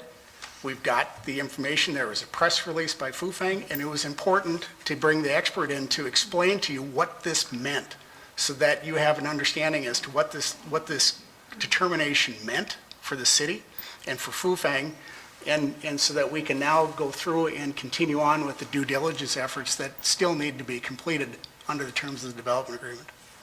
Very good, thank you. When do you expect, by first or second week in council meeting in January, we have some update on the development agreement and many of the items that Mr. Veen mentioned? That's been targeted with respect to the administration. We want to make sure that we're talking to our engineers and get feedback as to where they're at. I mean, I'm not tracking everything that the engineers are doing, but I'm trying to get input and working with them to get that information and to be able to present that type of status update. And Mayor, if I could, I mean, that's why we, in part, proceeded with the development agreement at your recommendation as an avenue to get answers to the technical questions that need to be addressed. And some of those have ended up, as I described, in some of the risks that we're taking on that go beyond just technical, but they can have other impacts on us that are political or whatever. And I guess this is an important step for doing that, but I'm probably can say disappointed that no jurisdiction is an answer to the question of national security. Thank you, Mr. Veen. Are there any other comments from council? Any of the council members that are online? Sorry to drag it out, but especially if Ms. Reineking is still with us. This idea that this finding, this final letter, that there is no jurisdiction, is there any clearer green light that we could have expected from CFIUS other than this finding? I'm still here. I'm happy to address that. I must be consistent with certain explanations that I offered to council. I think back in July, we anticipated a non-jurisdictional finding. That's nothing is ever set in stone. There's no guarantees in life, but it was what was anticipated, and the reason is because under both tranches of jurisdictional, both of the jurisdictional avenues under Part 800, evaluating U.S. businesses, evaluating real property acquisitions under Part 802, was our assessment that there wasn't a clear basis for jurisdiction. And so the virtue of going through this process, because naturally this begs the question then, like, if that's what we thought, why? Like, why would we do that? The virtue of getting that confirmed is twofold. One, you offer the opportunity for the United States government to do a deep dive into the potential risks of a transaction by offering up literal mountains of information. I mean, just to reiterate, so Fufeng, in performing this whole process, exposed itself and its officers, its board members, its historical relationships with the Communist Party. It provided mountains of information to the U.S. government, directly to those who day in and day out work in national security for the United States government. They have all of that information now. They didn't have that information before. They have it now. All of the playmakers, all of the stakeholders that care about this case have a lot of information they didn't have before. And so that's sort of beneficial to the U.S. government. That's one virtue. The secondary virtue, which is important to everybody today, is that we now know that the committee, which at any given time could have asked the parties for information and then acted on that information, has told the parties with certainty that it doesn't have jurisdiction to do so. right? And so because the concern is always, if you don't alert the committee of a transaction that might have national security concerns, that might be a covered transaction, if you don't alert them of that, the committee could ask questions about it 5 years down the road, 10 years down the road. There's no limitation to the timing of it. And, we would all hate if counterfactually, we would all have hated if there had never been a CFIUS review. And, 10 years from now, the committee assessed the same transaction 10 years later and found that it did have jurisdiction and taken consequential action because of that, right? Because they, had they had jurisdiction over the transaction, they might have decided to do something about that, and there's no way that we can know, but they could have done that. And we wanted to make sure to avoid that because it's obviously a great economic import to try and, unwind or mitigate a transaction that's already been completed. So now the U.S. government has a lot of information about, a foreign actor and this transaction. And also everyone here has the reassurance that the committee, which, could have tried to do something to a transaction potentially, now we know it can't.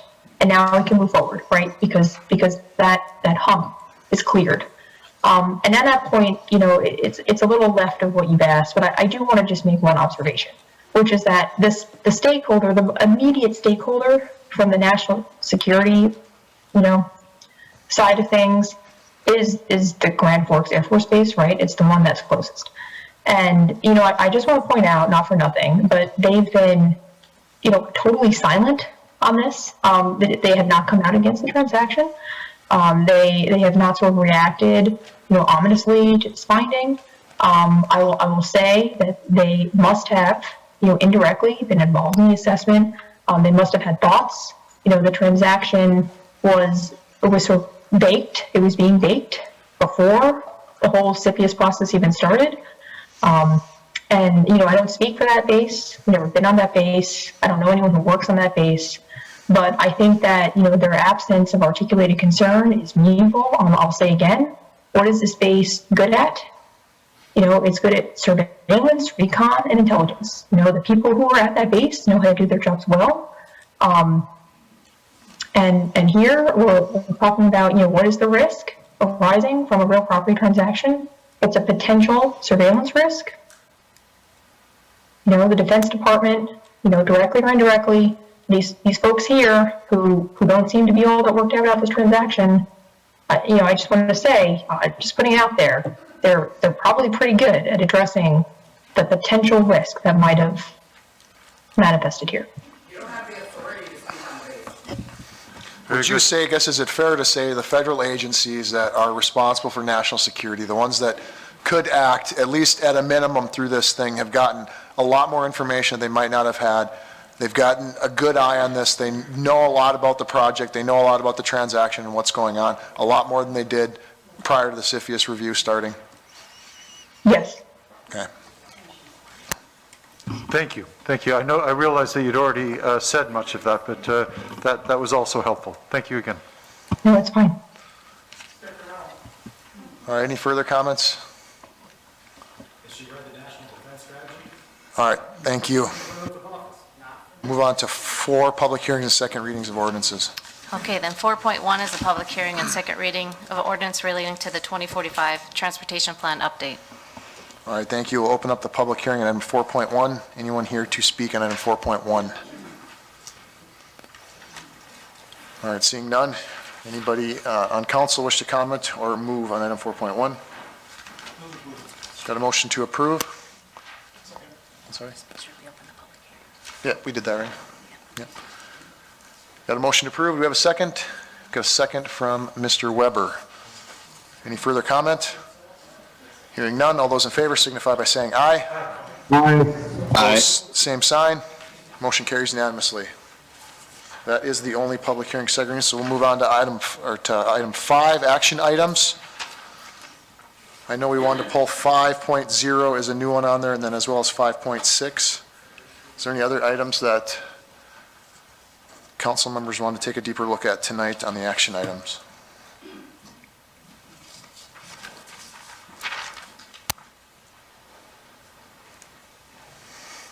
All right, with that, we'll look for a motion to approve items 5.1, 5.2, 5.3, 5.4, 5.5, 5.7, 5.8, 5.9, 5.10, 5.11, 5.12, 5.13, 5.14, 5.15, 5.16, 5.17, 5.18, and 5.19.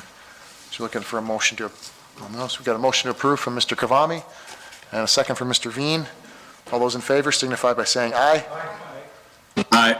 Opposed, same sign. Motion carries unanimously. 5.0, City Assessor Employment Agreement. Good evening, Mayor Bochensky and members of the council. My name is Haley Rosasson, and I am an HR manager for the city of Grand Forks. After Paul Hodak did retire as our city assessor, we did advertise the position as both internal and external. We did receive 4 candidates, 2 external and 2 internal. After a screening process and withdrawal, we did have 2 internal candidates that did interview for the position last Monday. Both did a great job, with Ms. Tammy Lazur as our top candidate. So tonight, she has accepted the position, so we are just looking to approve her contract tonight. All right, any questions for Haley on this? We got a motion to approve from Ms. Osowski and a second from Ms. Lunsky. Any further comment? Seeing none, all those in favor signify by saying aye. Aye. Opposed, same sign. Motion carries unanimously. Congratulations, Ms. Lazur. Obviously, you've been here for a long time, but we're happy to see you in that new role, so give her a round of applause. Thank you.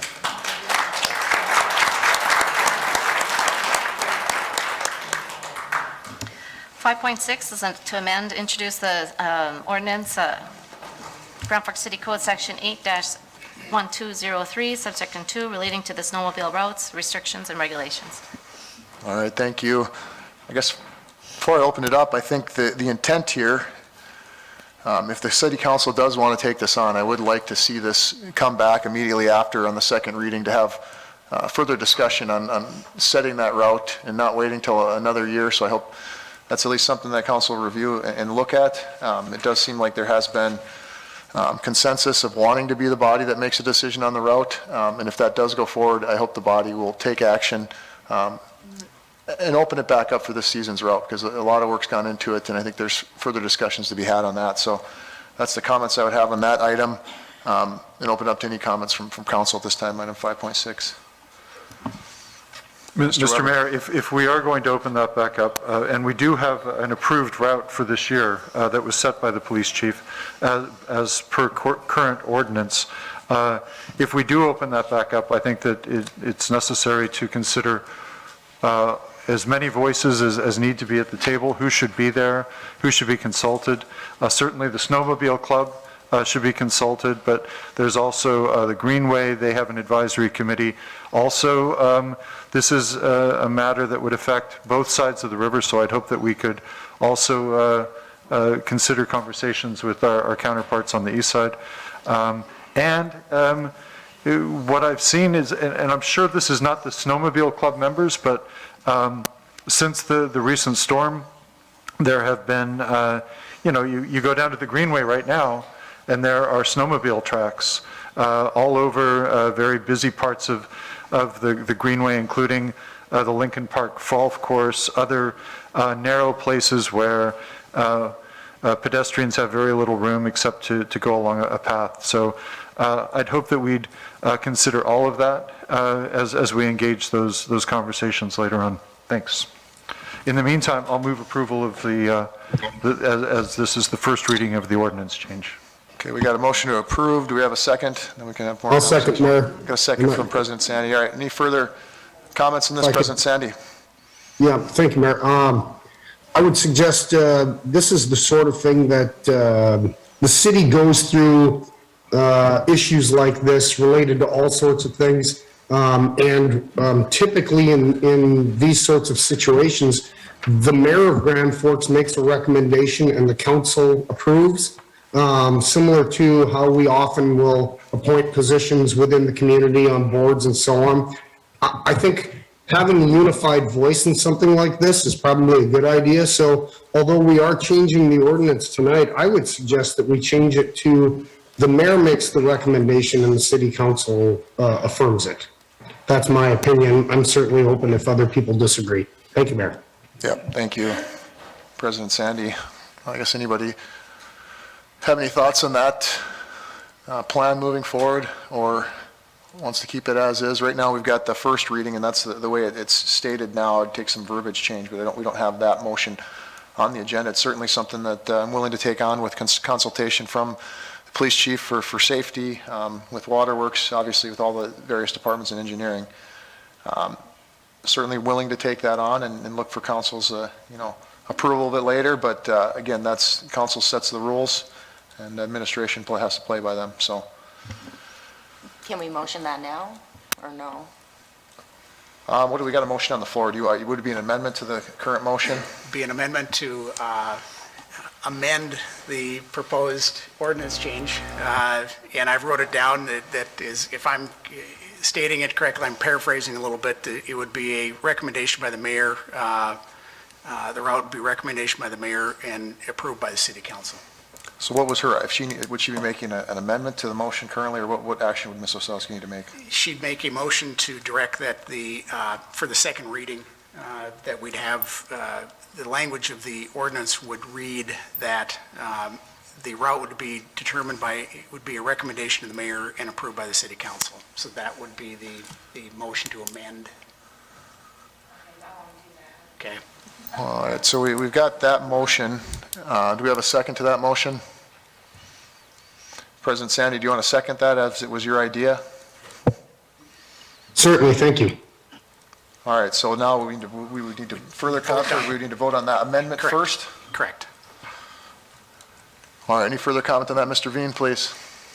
Regardless of which way this goes, we have a second reading, and we will be able to bring it back. I mean, for me, the big decision will be made in 2 weeks, or whatever it is when we meet again, to decide this. So it can go either way at this point in time. I was more in favor of, because that's all we've seen is what we have today.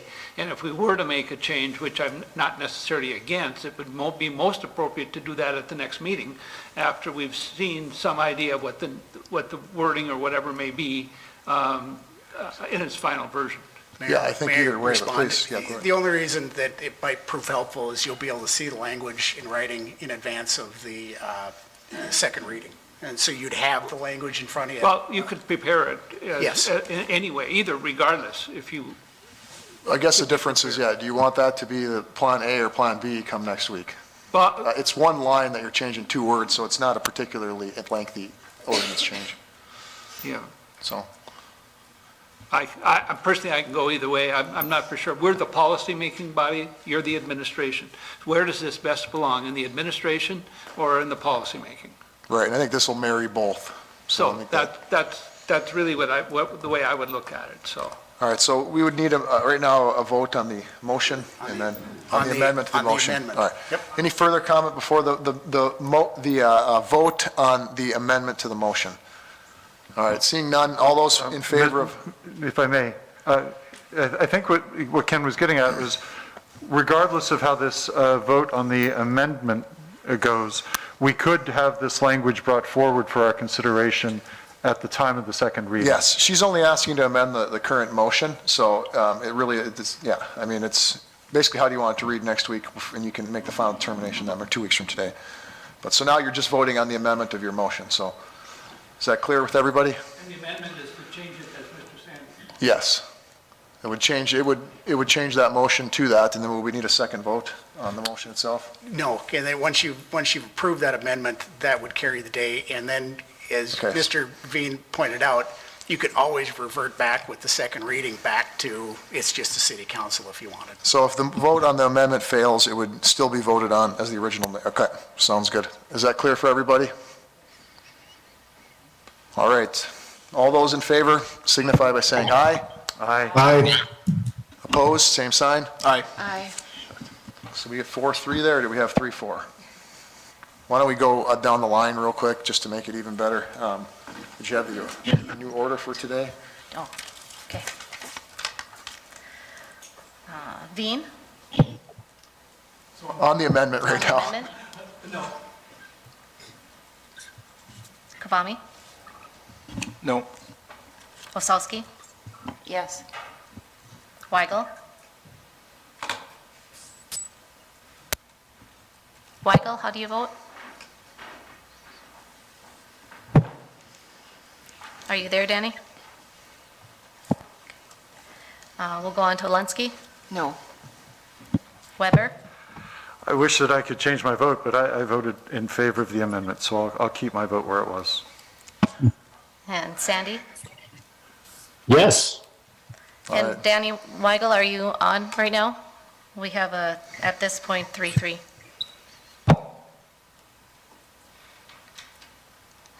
All right, we're going through all. So if we don't have his vote, Dan, what is the? Fails.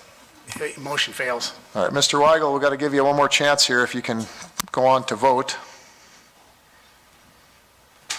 Did he vote in the initial part? It's unclear. No, unclear. All right. Going once, going twice. Okay, that motion has failed. Now the original motion. Any further comment on that? Seeing none, on the motion to approve as written currently, and we'll go to next week for further discussion on that. All those in favor signify by saying aye. Aye.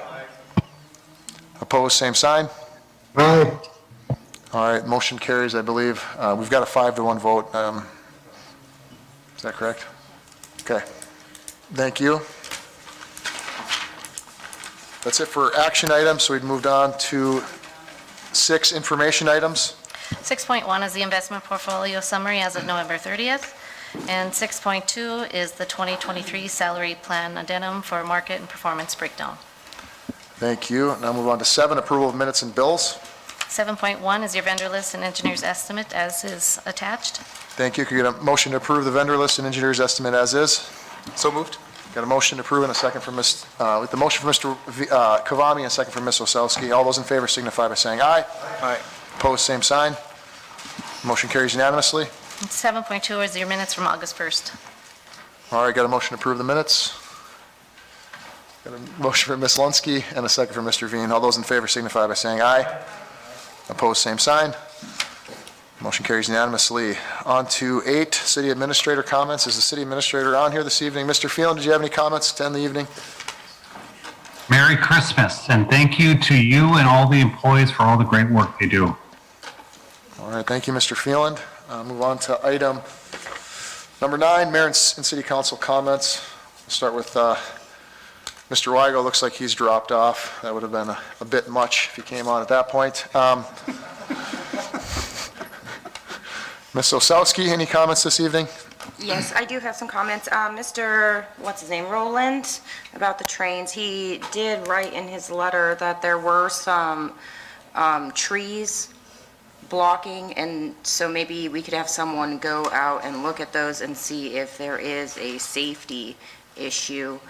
Also, that lady who's home, are we kicking her out of her home? The city wasn't involved in selecting the site, but it's going to be, I mean, there'll be a conversation, I'm sure, on how to proceed. Okay.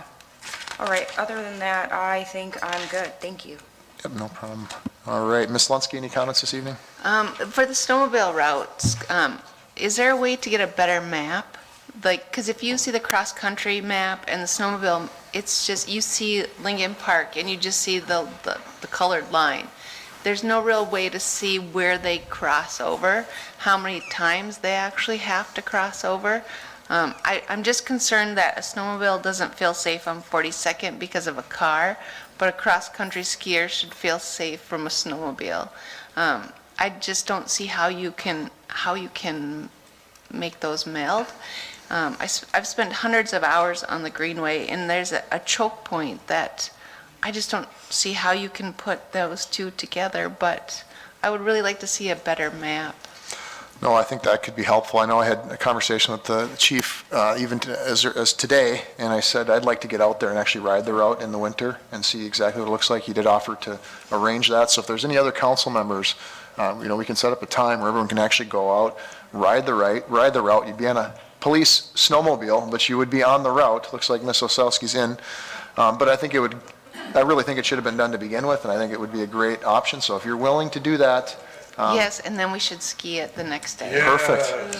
I'm into both. I will do both. I will even ski it while you guys drive by if you want, if you would like to do that. Okay.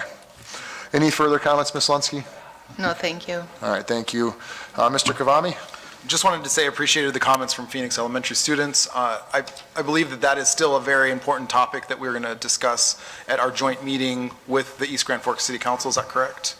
Just how we're going to address that, right? I think that's a priority that we all agree that needs to be addressed. However it is that we address it, it just needs attention. So I appreciate the folks coming and speaking, and it is not noticed. Yeah, I think that's a great point, and so I'm jumping in here, but I think regardless, there needs to be improvements there, and it's, down the road where other decisions are made, there's decisions that can happen there that can help things in the meantime, and that needs to be looked at. Mr. Veen, any comments this evening? I was just going to say, it was good to hear from the Girl Scouts the issue of school safety. And it's my understanding that there was a plan for school safety that was, I don't know, endorsed or submitted maybe a year or two ago or beyond, that may not have been acted on, not just for one school, but for all schools, as we look at school safety. And I know we've talked about it relative to bridges, but the reality is we should be looking at school safety whether there's bridges or not. I think almost all of that, we should go back, take another look at that, whether that's done through the MPO or through engineering. But if there is a plan, we should find out where it is and if it can be implemented, and if more needs to be done as we've grown and pedestrian traffic has changed. So bring that up. Thank you, Mr. Veen. Vice President Weber, any comments this evening? Thank you, Mr. Mayor. I went by and picked up my chippers today for Christmas gifts. As I was coming out, there was a gentleman walking in the street there, and he said, "Oh, it sure is slippery," and I was expecting him to say, "I wish the city would do something about that." And he didn't say that. But it made me think about this incredible storm that we've had. It just keeps going, and yet I was able to drive all over town. City staff just do an amazing job. Got my garbage picked up, recycling picked up last week. City staff do a fantastic job. And Mr. Phelan, Merry Christmas to you, and thanks for all that you do for the city. And that's all I have. Merry Christmas, everyone. Thank you, Mr. Weber. President Sandy? Thank you, Mayor, and thanks, everybody. Sorry I wasn't able to be there in person today. Mr. Veen is spot on related to school safety.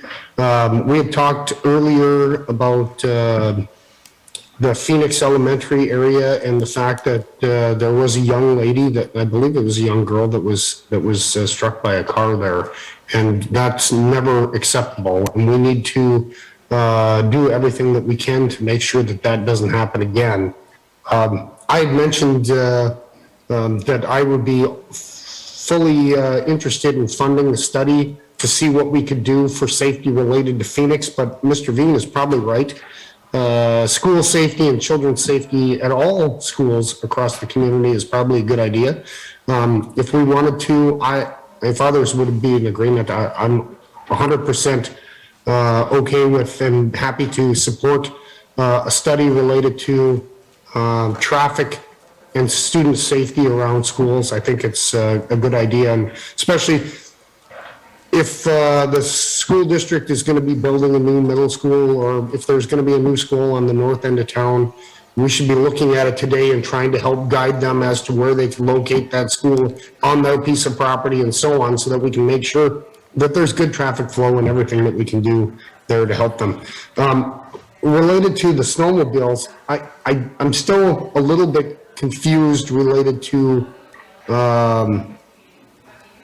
timing and permissions and who said what to whom and when. I still haven't gotten a clear answer as to, did the snowmobile club have permission to mow the trail or not? And I think that is an important part of that conversation. If they actually had, if they were granted permission and told they could go out and they were given an idea that, because to me that would be an indication of it's probably gonna go through and whatever. Now, if they weren't granted permission and they did it anyway, and then city staff went out of their way trying to solve the problem that was created by them mowing it, and them now getting lambasted because they were trying to help. That's a different story. So I would like somebody very clearly to come on record and say, yes, they were given permission, or no, they did it without permission. It doesn't have to be today, but I want somebody to clearly say that so that we can clear the air. I do have a question related to parliamentary procedure as well. We had a 3-3 tie because Mr. Weigel apparently fell asleep at his laptop. Why didn't the mayor break that tie vote?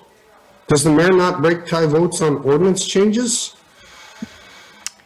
You are correct, he did. He should have voted, and that was an error on my part, President Sandy, in recognizing the tie vote. I apologize for that, and the motion can still come back at the next council meeting. But as parliamentary procedure, it should come back right now, don't you think? I mean, correct me if I'm wrong, but I believe that is the way it should be. If there was an error done, it should be corrected during this current meeting. Is that true, Mr. Gostad? I believe that's an accurate statement, Mr. Oh, Sandy. so we got to roll it back to that vote? What's the rollback procedure? Should I call Mr. Weigel and see if he can chime in? Well, if we got to roll it back, I think you know where my vote is. Yeah, you'd have to, there was an error on my part. The motion should be reconsidered and allowed, and the mayor should be allowed to vote on that particular motion to break the tie. So would you like to hear my vote right now? I think you need to restate the motion so that it's clear what's being voted on. All right. I believe why don't you, Presidents, actually, Ms. Oselski, your motion was to keep the language that would have included the mayor making the determination with approval and consent. Would that be the words of the city council? And that motion came through at a 3-3 vote? 3-3 vote, correct. Okay. And you should be allowed to vote on that particular motion. Okay, I'd vote yes. So that Thank you, motion Mayor. would be, how does that roll? Anything that happened after that on that particular item, would that change then? It would change, you would Make it a moot? It would make the motion that was approved moot, given the correction of the parliamentary error that occurred. We will correct the record. Okay. And for clarification, does approval mean that we just give approval, or we can also disapprove that, right? Yes, you would need a four-person vote, but it would be the recommendation of the mayor. And that would be a simple majority. Yeah. Very good, thanks. All right. Okay, Mr. Mayor, thank you. So last thing, and I really appreciate that. Believe me, I've made lots of mistakes. Mr. Gostad, I've made about 10 today. So like Mr. Tillman said, I'd like to wish everyone a Merry Christmas and please have a Happy New Year and be safe. And thank you to all the city staff who've worked all year, and especially right now, the folks that are out working really hard trying to keep the streets clean and people keeping us safe. I really appreciate everything that our city employees do. Thank you, Mayor. All right, thank you. Finally, my comments. I think first I want to go back to the first comment. I think, as the city looks at how that Epitome Energy goes forward, certainly working with, I can't remember her name, but trying to find a solution will be of high priority. So I hope that happens. I appreciate everybody that came in on a number of items. There's a lot of emotion involved, and I can appreciate that. I hope that we can continue to do things respectfully. That is important. I want to thank everybody that came. Certainly there's a lot of things that people up here agree with, some we disagree with. The lady that said I'm a washed-up hockey player, I agree with her. I'm 40 years old. My prime has passed me by a long time ago. I just hope I have a future coaching squirts. I hope I'm not washed up in that. Outside of that, I just want to wish everyone a Merry Christmas. I want to thank city staff. And I just hope that 2023 can be a great year and can be a year the community continues to move forward. And I hope everyone's involved in that. So being the last meeting of the year, thank you, everybody. And signing off for 2022. Look for a motion to adjourn. Ms. Osowski's always the first one ready to do that. She usually cuts me off. All right, we got a motion to adjourn from Ms. Osowski, a second from Ms. Lunsky. All those in favor signify by saying aye. Opposed, same sign. We are adjourned. Thank you.